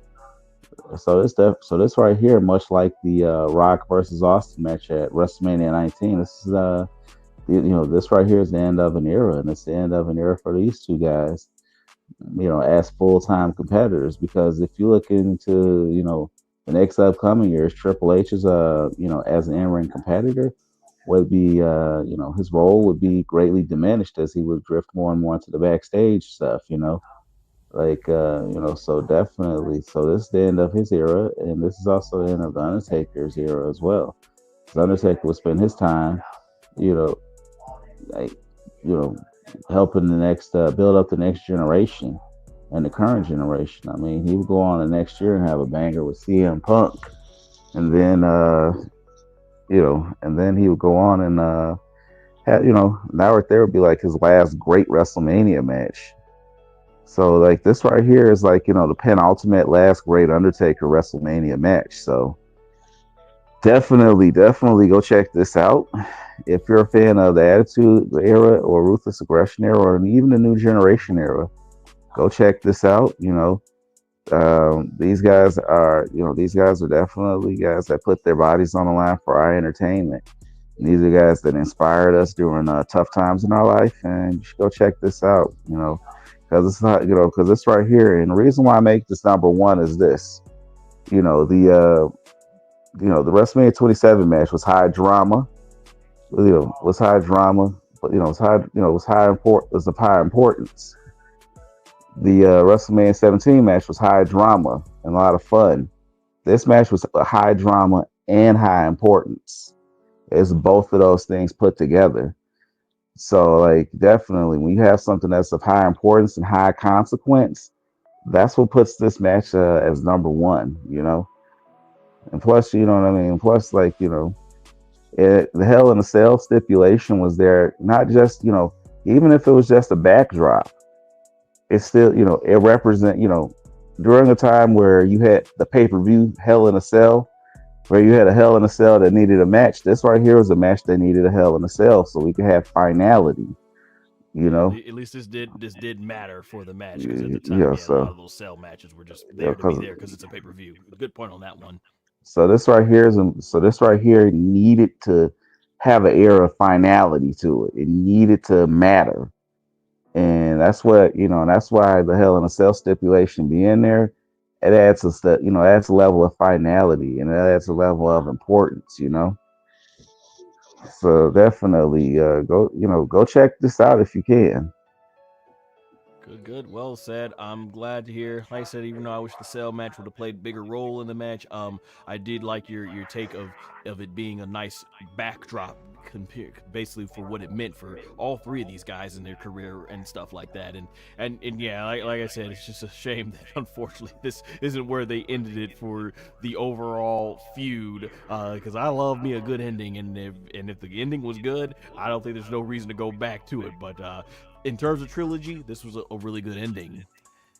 And now, oh boy, we move to the third trilogy. Obviously, apologies, folks, if the mood changes a little bit. It's been a lot of fun, man. Triple Zero One reliving these great managers, but we get to the part where there is a trilogy here, and what's interesting is obviously we differ on which ones we liked when it came to Rock and Austin, Taker and Triple H. I had to get social media. We didn't have to do any social media for this post. Wait, We were unanimous about where to rank these. yeah. So we Wait a second. I got to do the Bruce Buffer voice.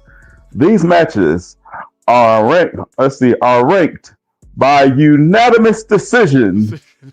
there it is, unanimous decision indeed. All right, so number 3, kicking us off for the Brock Lesnar Roman Reigns trilogy, is WrestleMania 34.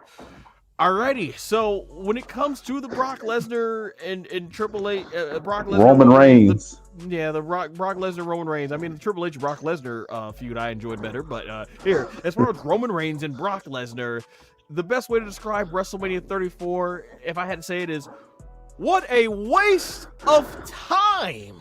Oh my god.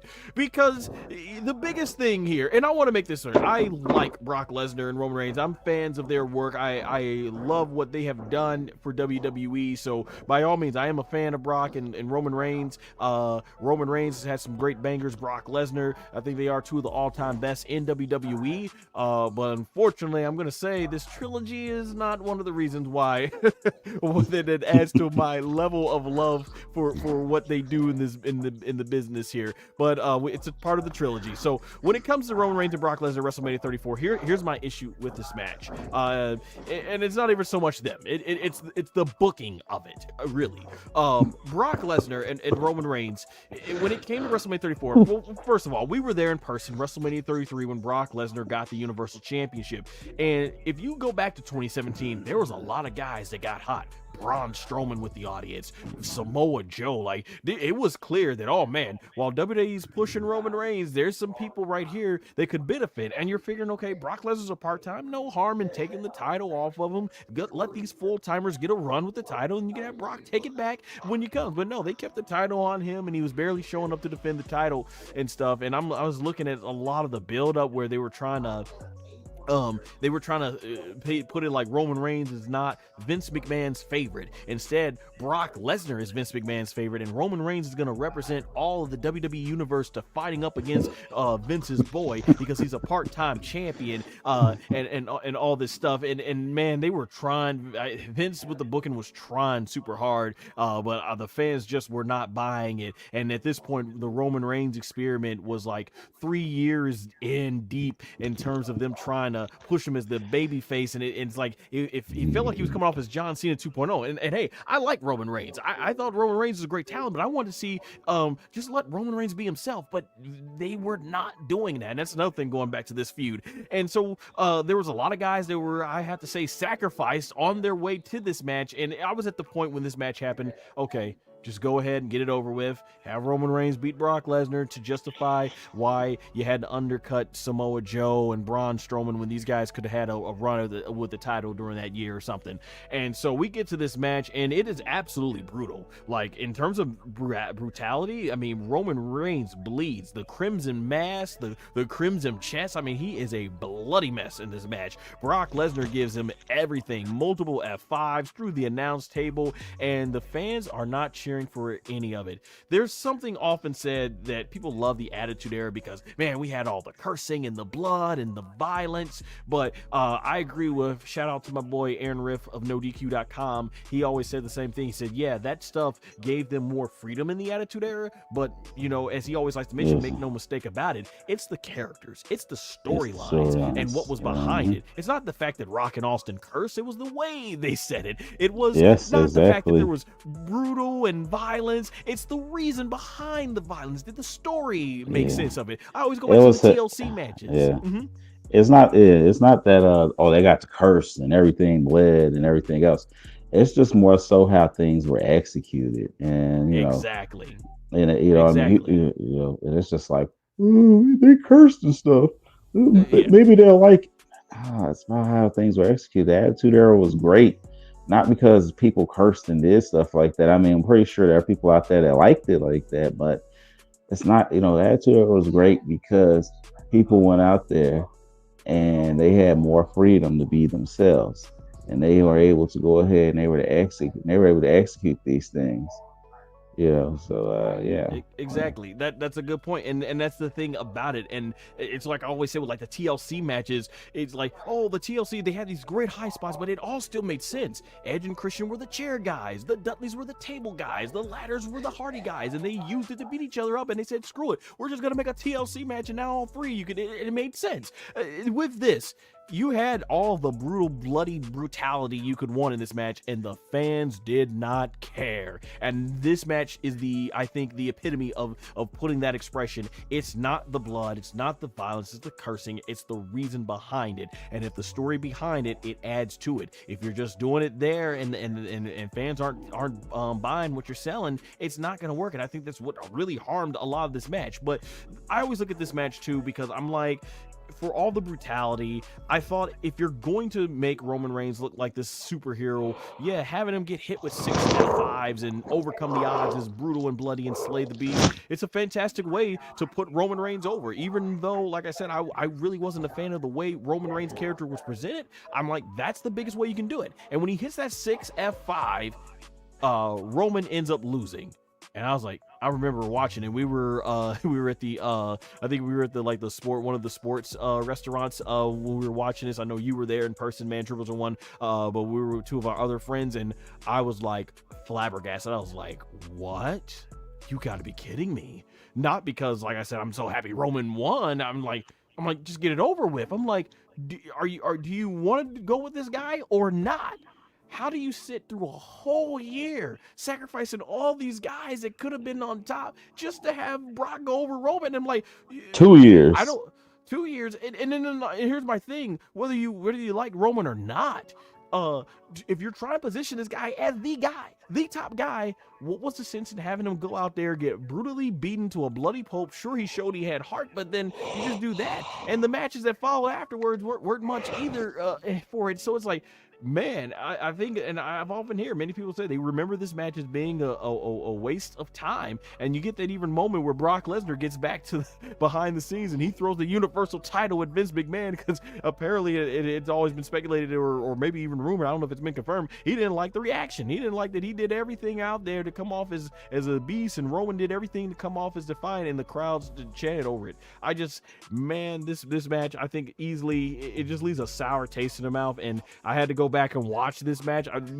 If I was not a content creator, I hadn't watched this match since it first aired. I only went back to watch it most recently now for the purposes of this content. But if I don't have any content to make about it, this is certainly not one of the matches I'm like, you know what, I need something to do for the next 20-30 minutes. Let me watch Brock Lesnar versus Roman Reigns for WrestleMania 34. So yeah, I think easily you can see why it's our number 3. Now, that was me watching.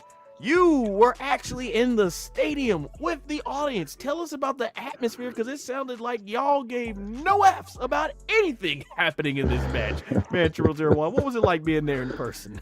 Oh yeah, for us it was just like, come on. For us it was like, come on now. Some people were expecting Roman to win, or or Brock to win in some screwy finish or something like that. And I was just like this, like, for us it was like, come on now, let's get this over with. Let's get this happen. So are we gonna shit or are we gonna get off the pot? That's what's good. That's what it is. And it's just like it's like they just keep on it was like, come on now. Because watching that, it was just like a colossal waste of time. Because you sit up there and you have Roman Reigns. He's supposed to be the working class hero, and he's supposed to be this guy that's supposed to stand up, and you got him built up for 2 years. You finally have something there. You finally get, let's get this over with. Let's make this happen. You finally get some of the people who were booing him from the last couple of WrestleManias. The last few WrestleManias, as a matter of fact, you finally get them on the same page, and you flub it up like that. You flub it up. You mess it up. Listen, shout out Simon Miller. You flub it up like that. And it's just like,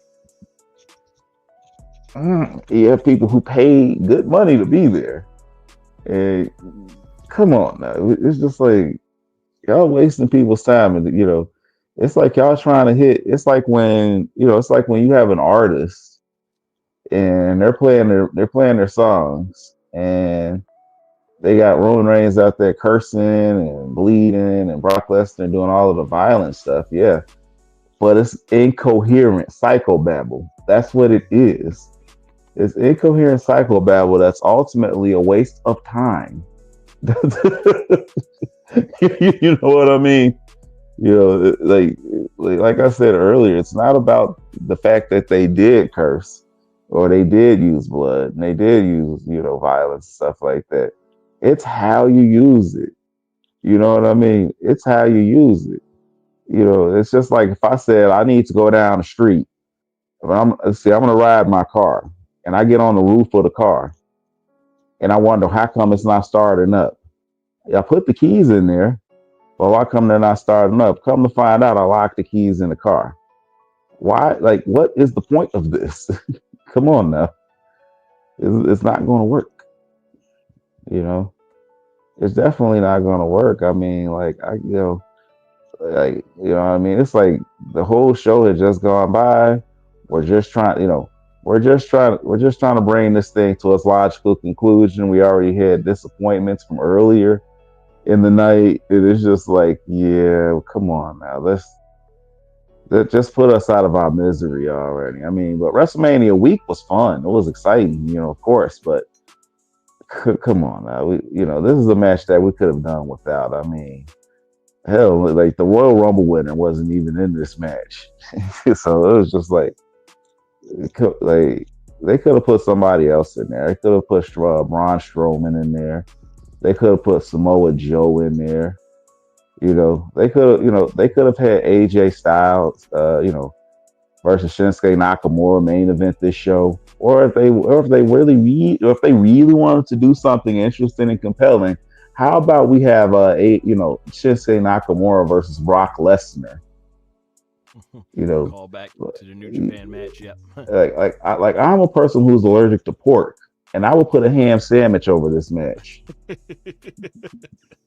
Let's see. The less said about this, the better. Let's keep moving. Yeah, let's move on to the next one. And I didn't mind them doing the match, but it's like, okay, have Roman Reigns win. It's the fact that Roman Reigns didn't even win this match.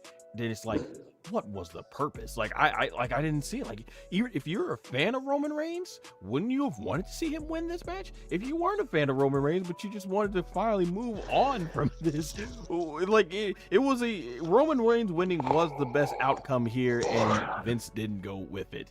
Alrighty, let's move on to what we ranked as our number 2 match: Brock Lesnar versus Roman Reigns, this time at WrestleMania 38. Now, I'm going to say this. In terms of build-up, this was, and I will say, comparing all 7 matches, this was the best buildup of any Roman Reigns and Brock Lesnar match. Not just their trilogy, but any of their 7 matches.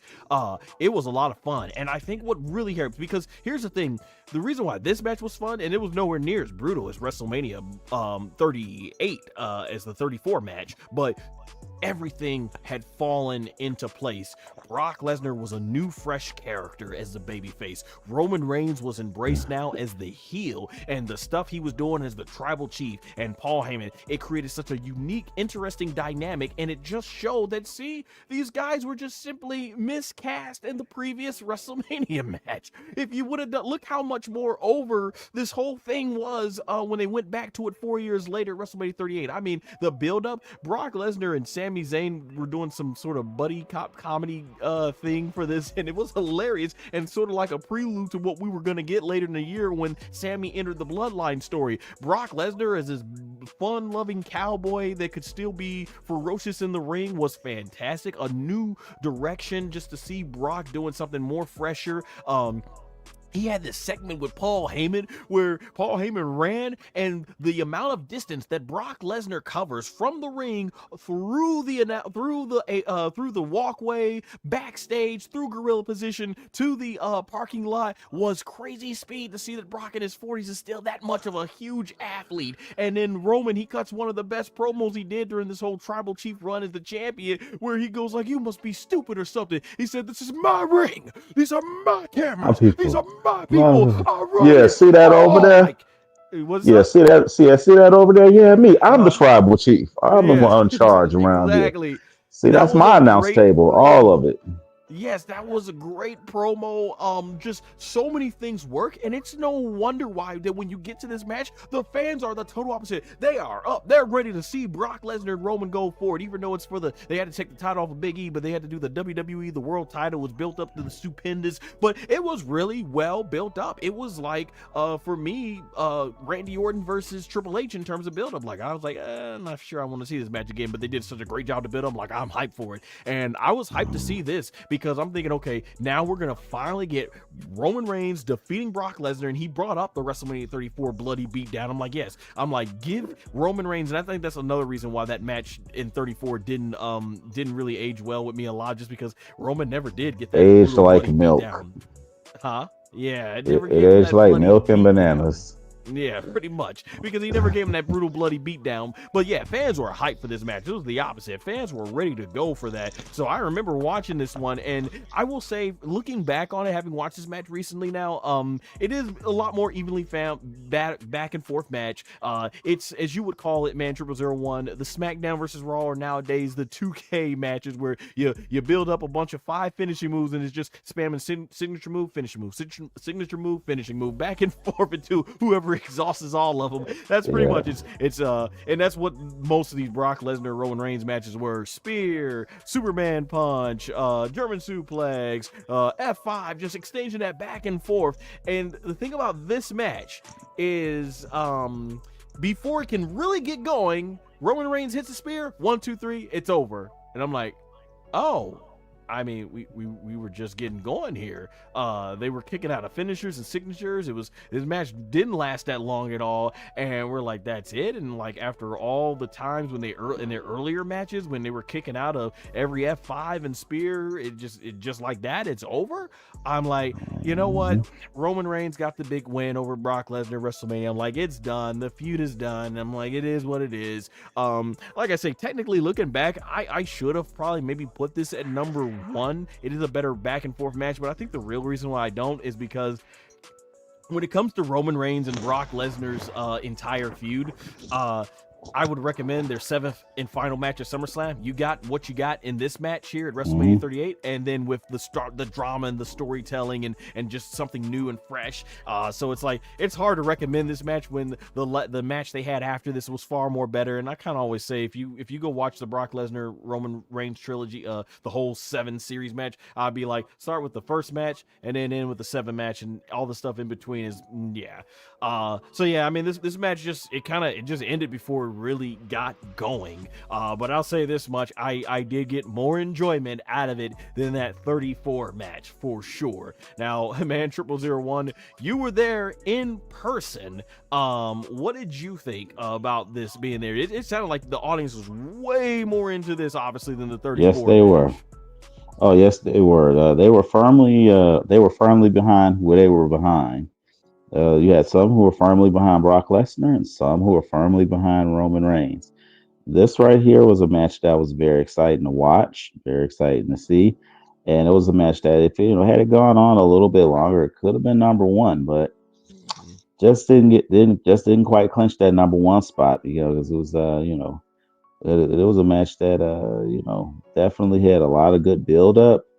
It was well anticipated, and so it was just like you watch this match and you watch this match and you see it, and it's just like, damn, it's a damn good match. But but it's like had it had a little bit more time, then it would have been a lot better done a lot better. But of course you have Roman Reigns finish the match with his super effective spear. That's the one when he runs the ropes again, and then he spears Mhm. them. That's usually game set match when he hits that. But like the build up, and then the rumor at the time was Roman Reigns had a shoulder injury, and because he had a shoulder injury, he couldn't have the match continue on, but they had him win because he's a part timer. It really wouldn't have affected him as if he were a full timer, but still, definitely, this right here was a pretty good match indeed. I was excited to watch. Like, from when whoever won was whoever won. But in later years, my opinion of both guys has changed significantly. But right during that time, it was done pretty well. The build up, the match was pretty good, and yeah. If you want, what I mean. If you want, you can go back and watch it. This right here is one of those matches. If you're cleaning up the house or you're doing some homework, you can put that on in the background, and you won't be disappointed. But definitely, and this is this right here bookended my first two-night WrestleMania. Because at that point in time, I hadn't gone to a WrestleMania since WrestleMania 35. So it's just like, yeah, this right here was a pretty good match. Yeah, man. It just it had been a little longer, and they had more of the drama, the story, more storytelling, just to add to it. Like it just felt like it had all the big parts that you wanted to match, but not the in between stuff you would want to have in a match, which is what was corrected in their seventh and final match that they did end up having. But yeah, definitely not the worst, I would say, of the Brock Lesnar Roman Reigns matches. That's for sure. Like a lot of that stuff you can skip over. It's a lot of the more of the same. This one was that's a lot more better in terms of that. And we end with our number one for Brock Lesnar Roman Reigns, the first one, WrestleMania 31. The build up to this match, this is when they were just starting with Roman Reigns, and the fans just were not buying what Vince McMahon was selling at the time. But I thought Roman Reigns at this point had proven himself, especially with the match he had the month prior with Bryan Danielson, and known at the time as Daniel Bryan in WWE. It's like, okay, this guy's got something. The in-ring aspect is fine, but and I thought he had something on the mic going back to like the year prior when he was facing Randy Orton, and they were chanting John Cena sucks, and he's like, he says, when Roman Reigns is in the house, you're damn right, John Cena sucks. I'm like, okay, this guy's got something. Just build upon that and see. But then he brought in with the blue eyes, and this is the Southern succotash era of Roman Reigns. So they're doing this things with him, and it's like, man. So when we get to to this part with Roman, and Brock Lesnar, they had to cancel a show because of a blizzard, and they ended up doing a sit down interview with Paul Heyman. And I think Paul Heyman, for the most part, he did a tremendous job talking for both Brock and Roman in this build up and everything. But a lot of fans just they just saw it a mile away. They saw that they were trying to make Roman like John Cena 2.0. They're not trying to make him the authentic version of which we would see many years later with Roman. And as far as this match goes, we thought it was going to be Brock Lesnar and Roman Reigns, Brock Lesnar and Goldberg all again, where the fans are gonna boo. But I think was it almost 2 days or a day before on ESPN, Brock Lesnar goes ahead and announces that he has re-signed with the WWE, and so the audience basically they cheered Brock Lesnar and booed Roman. And so when you get to this match, it was hard hitting. This is when Brock was still smoothing the whole Suplex City. He even does the Suplex City B drum bop to Roman Reigns, gives him the German suplexes like he was giving Cena. It was fresh at this point, so you're just seeing Roman get ragged out. But then there's a point where Brock Lesnar, he gets busted open from his head going into the turnbuckle, and then he's all on wobbly legs, and Roman starts coming back with Superman punches and spears. And like I said, at this point, this formula was fresh. It was new. It's the first time we're seeing it, and I remember all of us were into the match like, oh, and you hear the audience, they're into it, and they're starting to chant, this is awesome. And I think that was amazing for a match that people didn't want to see. That showed right there what Roman Reigns had as an in-ring performer. Fans booing him to now cheering his performance in the match, and now rooting on like, yeah, this match is awesome. Like, the fact that they were able to win over the audience is a huge testament to what Roman Reigns really had. You just had to make it blossom naturally. But, of course, Vince was doing the whole kind of what I thought was making him a lot like John Cena and not like himself. And hey, this match, the suspense, it had us on the edge of our seats. It was a fun ride. It was brutal. It was bloody.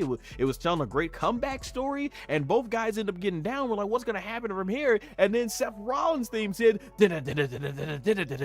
and Seth starts running out. We're like, oh, he's doing the cash in. He's doing the cash in. And they announced this match is now a triple threat match. And I think from there, the sequence is he goes over to Brock. He nails down Roman with the curb stomp. And then Brock Lesnar, I think as well. Brock's able to get the F5 on him, and then Roman does the spear. And I love that they put that little bit of doubt in the match and everything. And so Brock ends up getting taken out of the match, and he gets because they wanted to protect him. And Seth Rollins hits the curb stomp to Roman Reigns. 1, 2, 3. Seth Rollins runs away with the heist of the century, one of the greatest cash-ins in WWE history. First person to cash in at WrestleMania. Swings the title around, has it, raises it. Was amazing. I thought we were awesome. And WrestleMania 31 was something that did not have a good build up, but many people still remember it to this day as one of the best WrestleManias because it was a great follow up to WrestleMania 30. It was like, wow, they really made something out of that WrestleMania. And I think that's the thing. This had a memorable finish, and I think this showed potentially what we had with Brock Lesnar versus Roman Reigns, but it would be more or less the same that we would get until we get to those later matches, and particularly the final 7th match. But yeah, this match was good. Hats off to both Brock Lesnar and Roman Reigns for taking a match that fans were already in their mind gonna try and crap over and turning it to where they were inside it. Because remember, it wasn't the cash-in. The cash-in was the icing on the cake, but it was the work that these two did in the match that made people convert. People were chanting, this is awesome. They were going crazy. It's just when Seth's music, they went even more crazy. So yeah, I enjoyed this match. And I think looking back on it, like I say, the 7th match is their best match. So if I had to look at their first 6 matches, I think this first one is right up there as the second best one. Man, 0001, you weren't there in person, but you were with me and our friends watching at the time. What's your memories, perspective of this first match with them?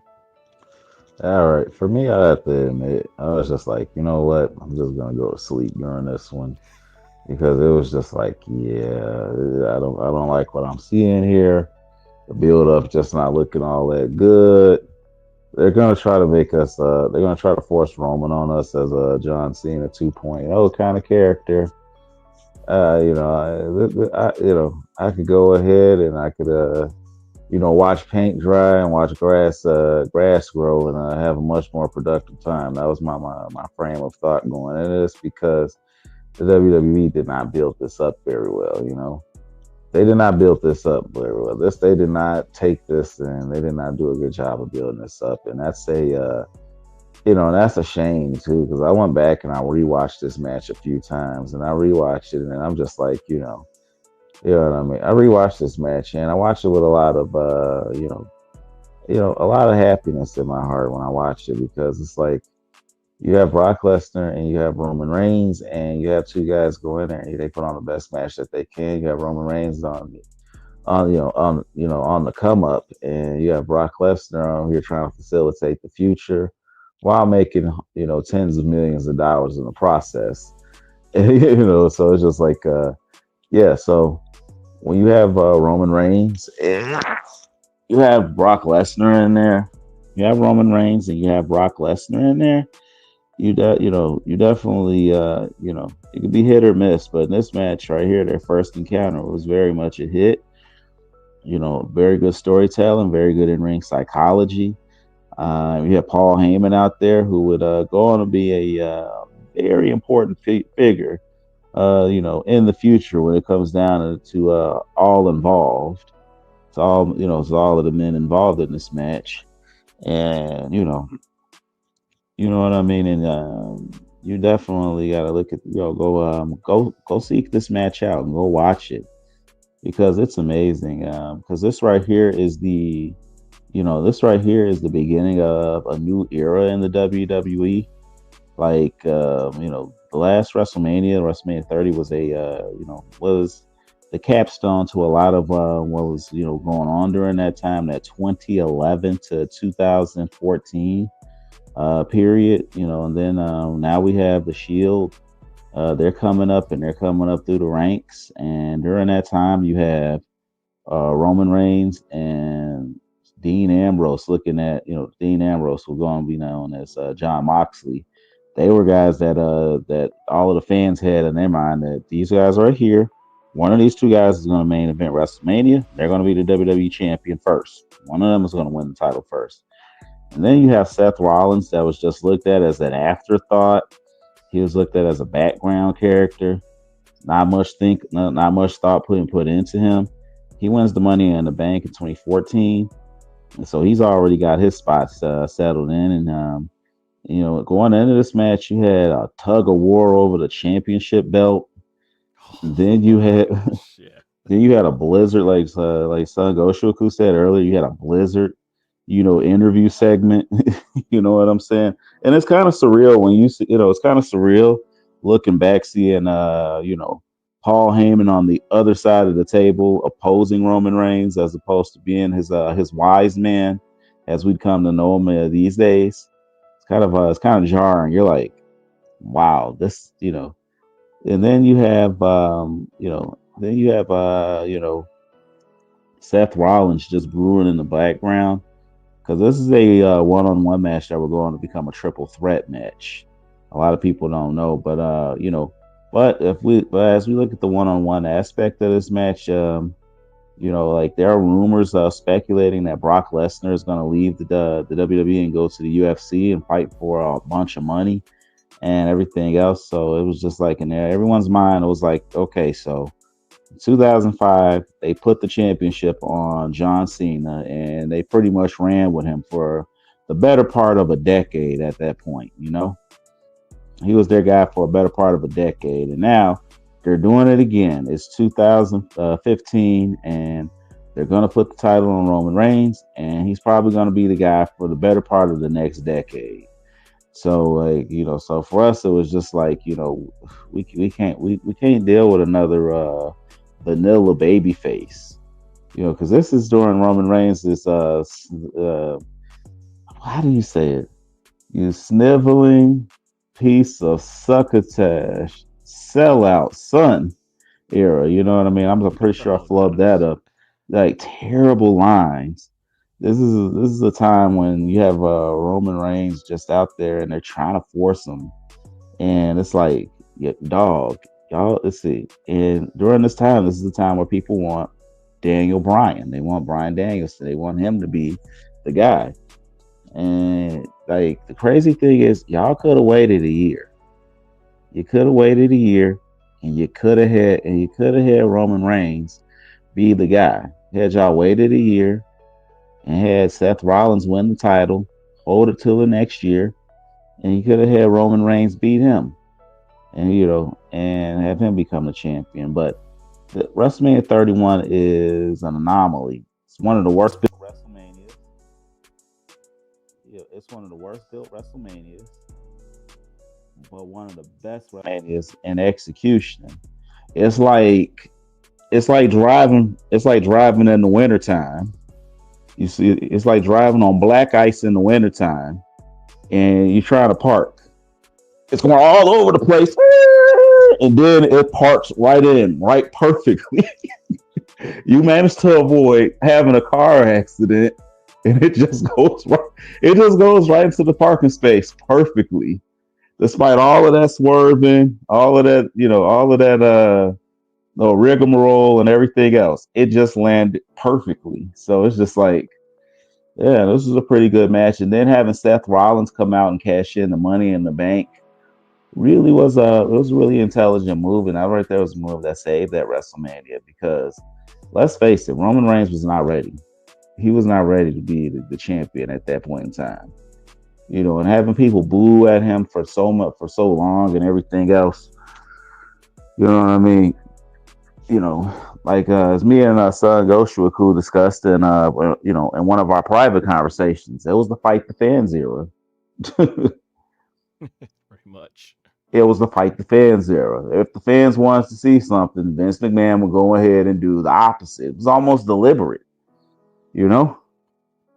Hey, if the fans wanted to breathe, Vince McMahon would be like, nope, nope, nope. None of the superstars are allowed to breathe. We're all just gonna have to die. So it's no breathing.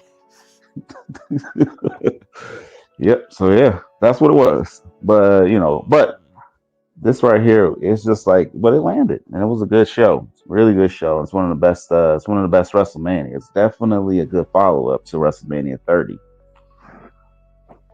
For sure. Well said. So now that we have ranked every trilogy from Hold up. We forgot one. We forgot one. Oh, did we now? Let's see. Yeah, let's see. We're forgetting about Kane versus Pete Rose. Kane versus Pete Rose. Quite a trilogy. Tombstone 14, Tombstone 15. I think it was a choke slam on 16, followed by a stink face. Oh man, all 5-star classics, man. Let's see. Don't tell Dave Meltzer, Those were definitely memorable moments, and God bless Pete Rose. So definitely, it was as a wrestling fan, those were some entertaining moments. But now that we have officially ranked every trilogy and gotten an honorable mention from the man 0001, we're going to go now and rank these as trilogies. And once again, it was unanimous decision. So now we've talked about in depth the matches. We're going to look at it as a trilogy as a whole. So coming in at number 3, the Brock Lesnar versus Roman Reigns trilogy. So just to piggyback off of what you said, most of this trilogy was a lot of just, going against what the fans wanted. Like, it was just trying to force Roman Reigns into the role. And it's never a question of Roman Reigns' talents. Like, we were never, I think you said yourself, we were never against Roman Reigns as a talent, but we wanted to see Roman Reigns finally be himself and be different, which when you get to the end of this trilogy by their 38 match, that's the case. Everything had really fallen into place to where it needed to be. So yeah, that's the thing about the stories. But yeah, when I think back as far as storylines, there's not a lot in the story buildup of all 3 of these matches that really, like, man, these were iconic moments in WWE history. Like the 38, like I said, it had some memorable moments, definitely, in terms of how it projected leading into eventually Cody Rhodes. So I would say 38 stands on its own by that, but as a whole, I just don't really look back on this trilogy. Like even then, like I said, if I were looking even at all 7 matches, I'm going with the first, and then I'm going with the 7th, and that's pretty much the best parts of the Roman Reigns Brock Lesnar trilogy, especially when you narrow it down. And then the matches. When it came to the matches, a lot of this boils down to what you once told me, man, 0001. It was the SmackDown versus Raw / 2K25 trilogy, basically. Suplex Mm-hmm. here, German suplex there, Superman punch here, spear there. That's literally all of what the matches Charger they finish. build in. Yeah, Yeah, just pretty charge. much. Like, Just Charger finish. That's all. Getting it in. pretty much. So it's like, yeah, I don't really look back on this trilogy as like an all time, like the all timer. And honestly, we might get a Roman Reigns and Cody Rhodes trilogy. And I would say that if that ends up happening, this thing is still gonna find itself on number 4 on the list, because Roman Reigns, you look at the matches he had with Cody Rhodes at WrestleMania. If we're getting more of that, just one on one next time with them, and I think that's going to be an absolute all-time banger right there. So, Yeah, I and mean, that's my thing too that I was saying. Like I said, I am a fan of Brock Lesnar and Roman Reigns in terms of what they do in the WWE, because Brock Lesnar's had some awesome matches.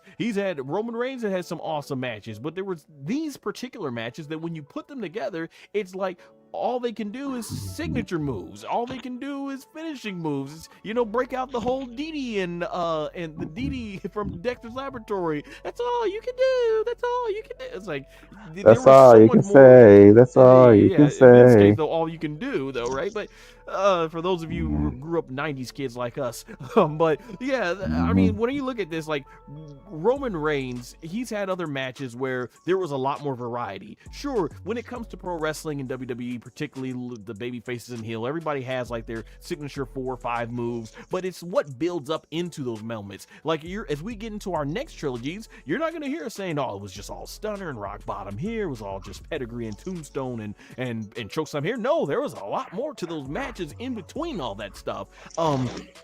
So that's the reason why I had to put it as least. It's my least favorite trilogy of the entire runs. It's on Mm-hmm. this list because it was a trilogy. But I mean, yeah, that's most I can say. I just don't, when I think of Brock Lesnar and I think of Roman Reigns, I really, like I said, I just don't associate this with all time great stuff. Like you'll hear me talk about many more Roman Reigns promos and epic battles. You'll hear me talk about many more epic Brock Lesnar battles, but these matches right here won't be on them.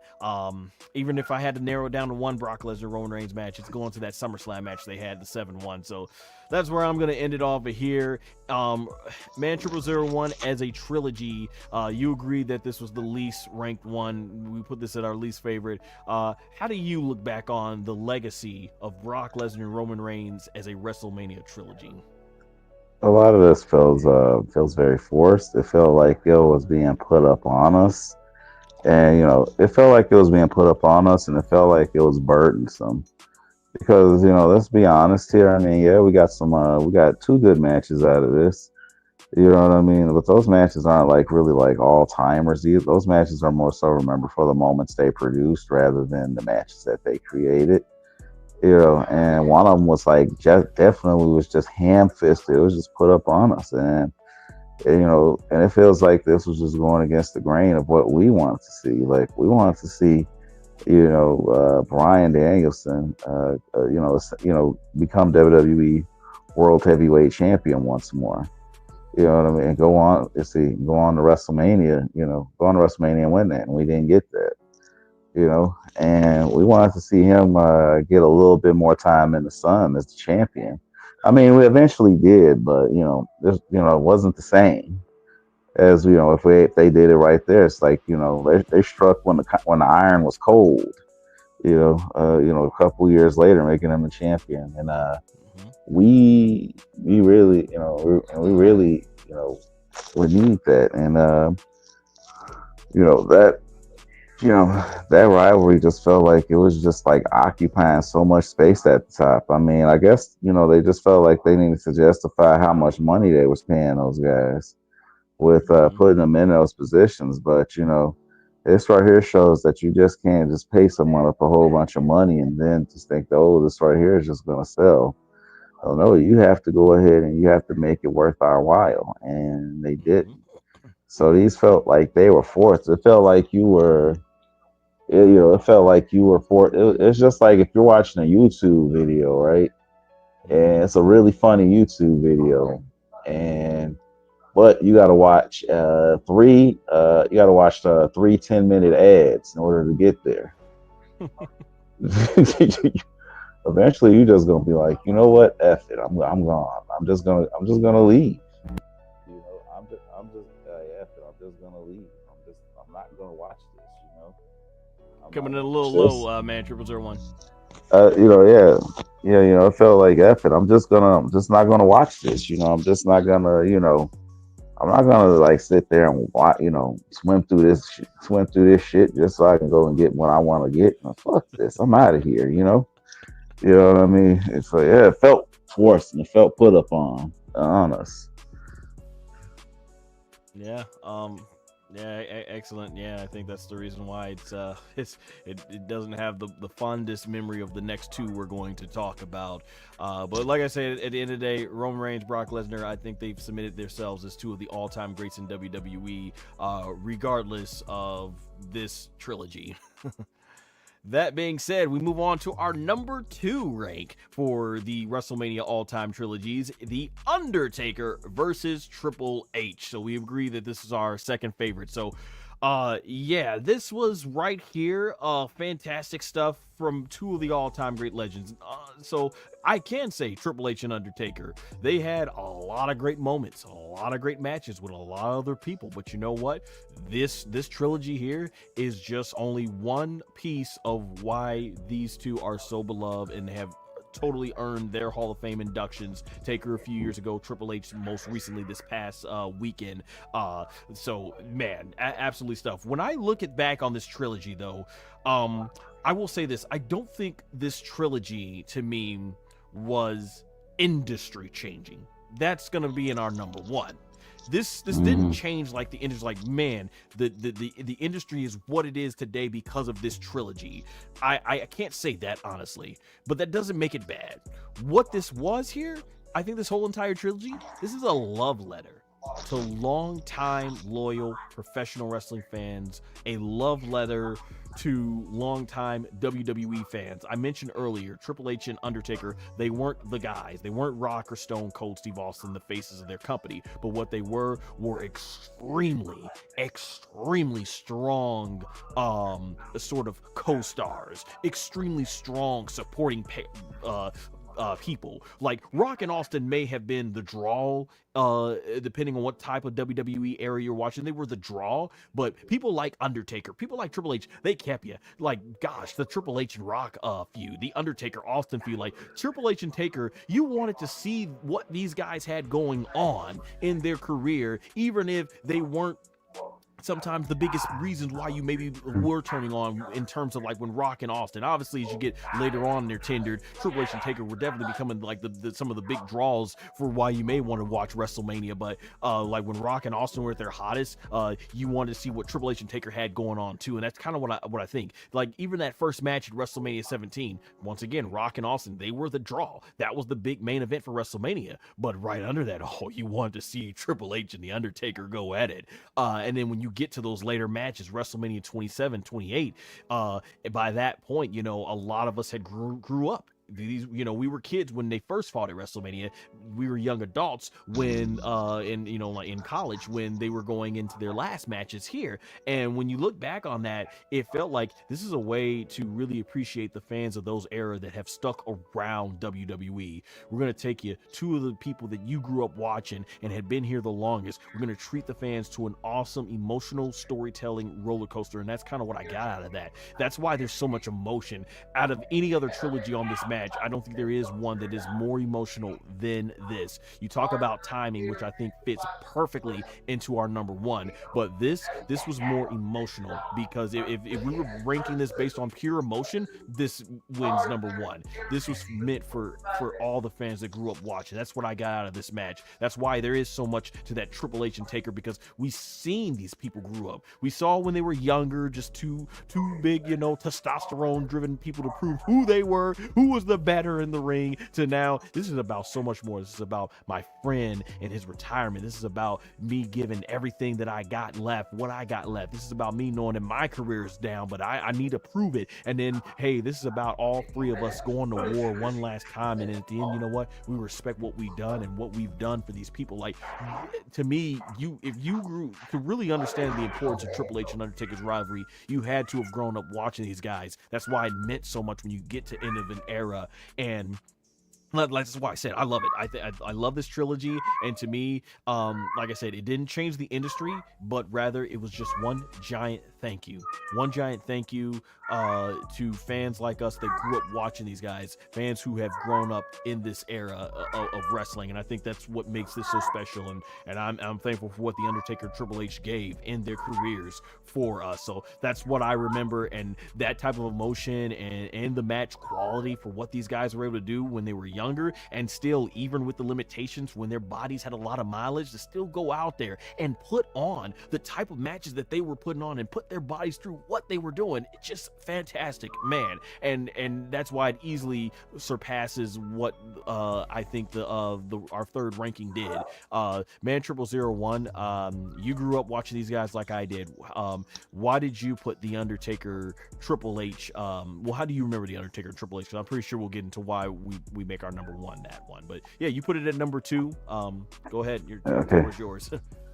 All right. So this feud right here is the battle of the facilitators.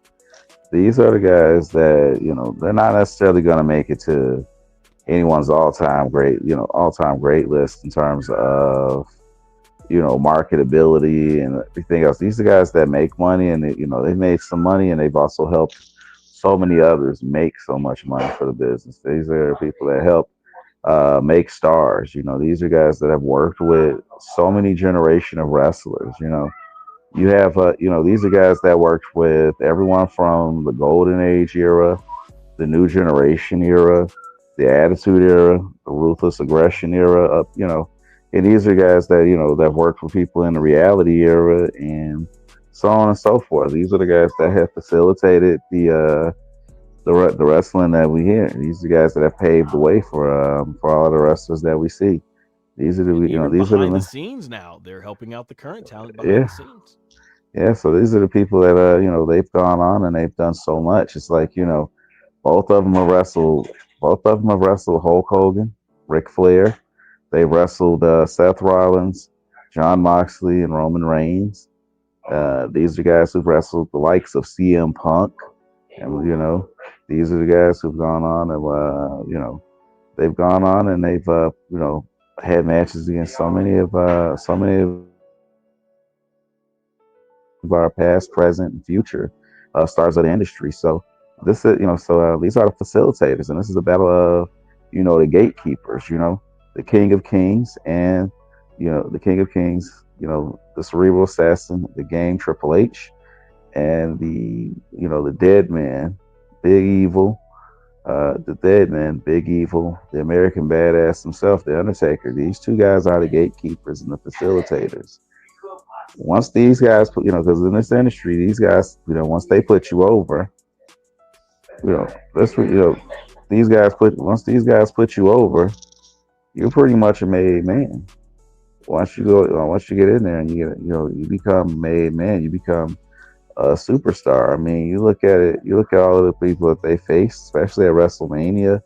These are guys that even in defeat, they put you over and you go on to become a superstar in this industry. I mean, what I mean? Stands a couple, for the Undertaker, stands a couple of guys that are, his earlier WrestleMania opponents weren't all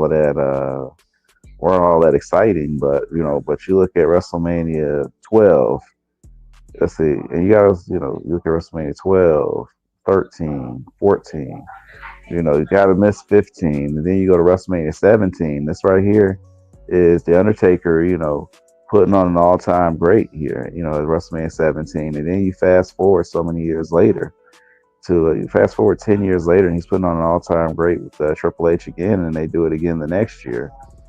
And and you truly have something there. And then you have them out there, and they're helping so much in the business. And these are guys that stay truly entrenched in the business. Like, these aren't guys that's leaving the business to go and do movies, or they're leaving because they're, these are guys that literally wrote their careers till the wheels fell off. And, true definition of hard work and sacrifice. So, so definitely these are the facilitators, and these guys are, important and important in that fact, because without these guys, you wouldn't get the next two guys, in our, in our number one. Without these guys, you know what I mean. What would have made this probably a little bit better if they found out a way to incorporate Mick Foley into this, because he was a stalwart of the attitude of the New Generation era, the Attitude era, and the earlier portions of the Ruthless Aggression era. So, like, definitely, they found out a way to put Mick Foley into this. I mean, because I'm glad they incorporated Shawn Michaels into this, but I also think that Mick Foley should have been incorporated into this as well, because he was pivotal, and he was pivotal to all of these men's careers as well. Yeah. So yeah, definitely. Indeed. Well said.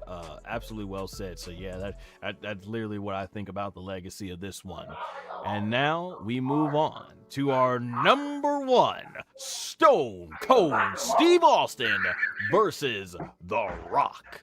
Man, Alrighty. so when it comes to Mm-hmm. this trilogy, man, I think this right here, this changed the industry. This absolutely did. When I think about how this came about, this truly changed the industry to me, because Stone Cold Steve Austin, obviously everyone knows when he got hot and he did the thing with Mike Tyson, and he did the thing with Shawn Michaels, and then you go to the next night on Raw. That's the night that I became hooked. I was watching WWE from 94 off and on till early 98, but it was Stone Cold Steve Austin that got me hooked and made me a professional wrestling fan till this day. And when I look back on Stone Cold and The Rock, man, Austin was just on top of the level as the babyface. He was the person that finally got WCW to not win in the ratings over Monday Night Raw. Raw finally, after 2 years of getting their butt kicks in the ratings, they finally got one up over WCW. And then you had The Rock in 98, who just came so far from mid-card to the main event level. My man, it was crazy. We had these, like they always say, WWE was fortunate in the Attitude Era to have these two big, larger than life superstars. And then you get to WrestleMania 17, Austin and Rock, like I said, they were on a whole level. And I think 2000 is probably my favorite year in the WWE. You look at how popular The Rock got, and to the point Hollywood came calling back. And even though WWE was on the decline, as WrestleMania 19 unfortunately is one of the lowest brought WrestleManias when it comes to traditional pay-per-view buy rates, it was still, I think Rock and Austin had made their legacy by that point. This was a rivalry that changed the industry for the better because of what Rock and Austin did in the Attitude Era. So many fans. You look at how much money they made. It, like I said, WWE's just now getting to the point where they're making more money than what these guys were producing for them back then.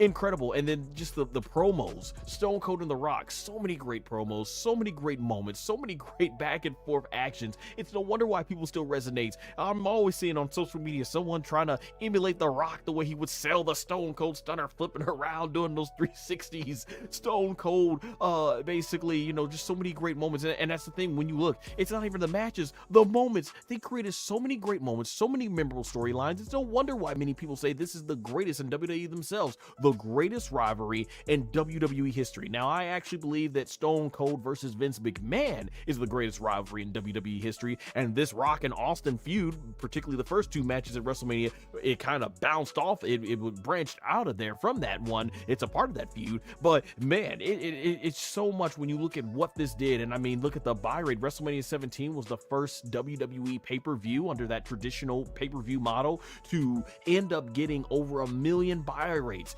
They packed the Astrodome And they sold out the Astrodome out in Houston, Texas. That was the first time that had been done since, I think, going back to WrestleMania 6, was it, with Hulk Hogan and Ultimate Warrior. And then before that there was the Hulk Hogan and Andre the Giant. It got WrestleMania back to packing stadiums. That's what Austin the Rock did. That's how much of a draw that was. And they didn't have to rely on bringing back older stars from the 80s or 70s. It was just, these are our homegrown guys in the 90s, and they made the most of it going into the early 2000s.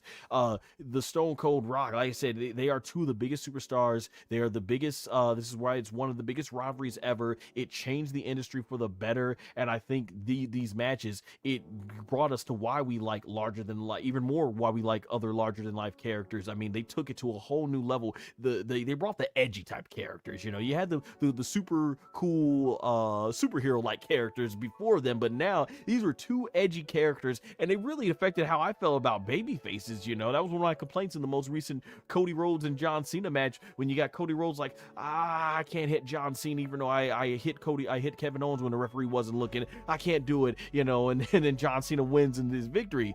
Back in that day, you screw over Stone Cold Steve Austin and The Rock, they gave no F's. Look at when Rikishi was orchestrated to run over Stone Cold Steve Austin. Austin came back 1 year later, put Triple H up in a forklift, and he says, "You stand right there. You got a hell of a ride coming." And he says, and Triple H like, no. And Austin gives him the bird, and he says, "You stupid SOB," boom, and walks off and gives no F's. Those were the type of baby faces that were super cool back in that era, growing up as a kid. And that's why, like, I look at baby faces now, and I want baby faces like Rock and Austin to be there, and they did a tremendous job. Like, yeah, this whole thing changed the industry, and I don't think there's ever been a trilogy, there's ever been a rivalry quite like it. I don't think there may never ever be one. The only thing I could think that could come close to this, just in terms of pure story, is if Cody Rhodes and Roman Reigns, they have a third match at WrestleMania. But even then, the star power of what Rock and Austin did, fantastic. Like I said, I might end up going Roman Reigns and Cody Rhodes, possibly. We'll have to see that in the future. But as of April 23rd, 2025, when we're live streaming this right now, arguably Stone Cold Steve Austin and The Rock, the greatest WrestleMania trilogy in history. It did so much for the business, and they're my two all-time favorites, and their rivalry, their match, absolutely legendary. Man 0001, we'll go ahead and conclude with you. You witnessed all three of these epic battles in person. What is your perspective on the legacy of the Stone Cold Steve Austin Rock trilogy, as you gave it the number one as well?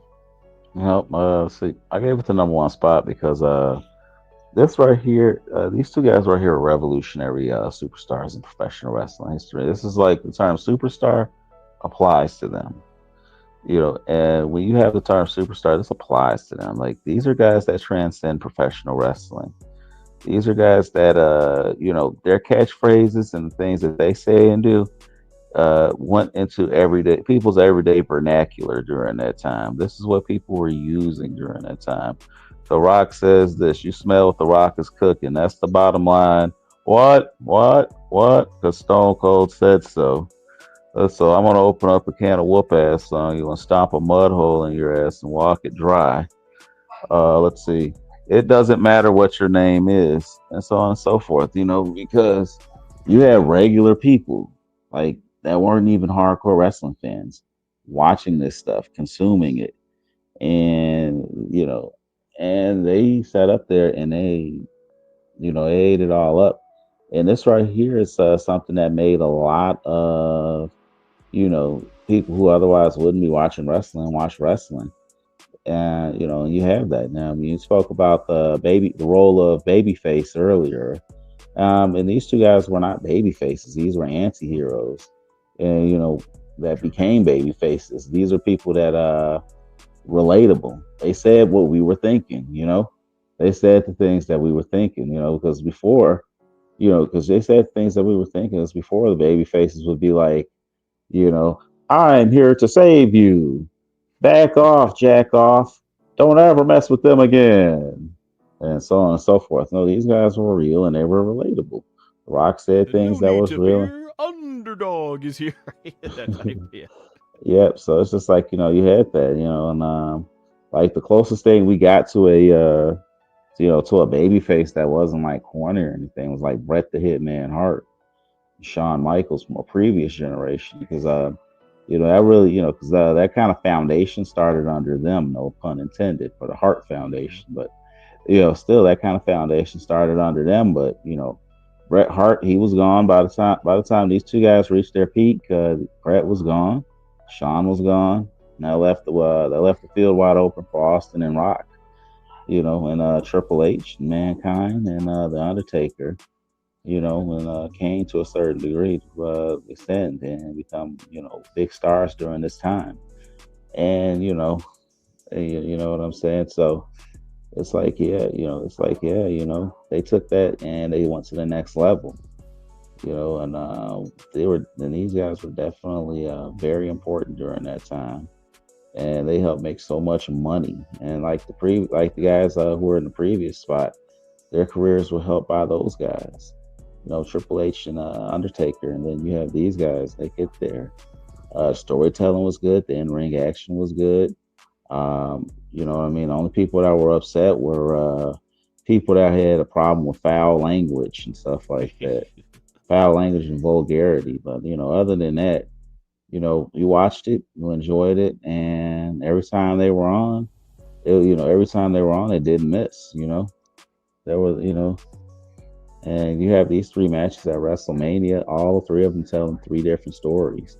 You have The Rock, who's a representation of the corporation, versus Stone Cold Steve Austin, who's a blue collar working man hero, and he comes in and he defeats the corporation. And then the next one is two of the absolute best facing each other over the most important prize, over the biggest and most important prize in this business, which is the World Wrestling Federation title. This is to see who is the absolute best. And the last one was finality. And it's a finality, and it's us reckoning with our own mortality. Not necessarily leaving this world, but our own mortality in certain ways. High school, grammar school ends, high school ends, college ends. We all graduate, and for them, this is their graduation out of the industry. On to other things they could be doing in their life. Now, did Austin come back a lot during over the years? Sure. Did The Rock come back over the years? Sure. Both of them have come back and have come in and out of the industry. But all in all, this is them graduating from their attitude era, new generation era, and early ruthless aggression era selves into much more mainstream projects. And this is them graduating into a life they built for themselves up to that point. These guys made millions and millions and millions of dollars, and the only thing that they had to do at that point was just maintain. So, it's finality. So that's why what I mean. Definitely, in life, embrace what you got, because before you know it, tomorrow is here. And you can't worry too much about yesterday, because before you know it, next week is here. Before you know it, next month is here, next year is here, next year turns into 5 years, 5 years turns into 10, 10 turns into 20 and 30. So like the guy from Smash Mouth says, the years keep coming and they don't stop coming. So that's why you gotta hit the ground running. So always, I mean, as we look back on these matches, understand that everything in attitude era, I almost say attitude aggression era. Oh boy, that's a mouthful. Everything in the new generation era, attitude era, and the ruthless aggression era, everything was moving at breakneck speed. Nowadays, things stories are told, over a number of months and years, but back then, things moved at a breakneck pace. I mean, so it's just like, always embrace now, and let's see, make the most of your opportunities. Very well said. I agree, and I think that's exactly what they did. And I'll also just add on Austin and the point about Austin and Rock's feud here. They did absolutely, and I think all of them they made the most of their time, and it was an amazing time to definitely look back on and everything. As we look at the ending of the trilogy here's all these guys, some matches were better than others, but yeah, all 6 of these guys, they worked hard. Like the Man 001, they all worked really hard and they made the most of their time, and to these years now, there's something to look back forward and stuff like that. And that being said, please let us know in the comments section below how you would rank the matches within the trilogies and how you would rank these trilogies. Man 001, has been a pleasure. Always great to have you. You're one of my best friends out there in life, and you're a wrestling historian, basically. Always appreciated. I thought you brought a lot to the table, especially with the perspectives that you brought, having witnessed most of these battles in person. That being said, you can check out all our social media links that will be in the description and pinned comment below. Make sure to like, comment, subscribe, so that way you can be notified when the next content is released, and you can click on more WWE content right there on the screen. Until next time, take care.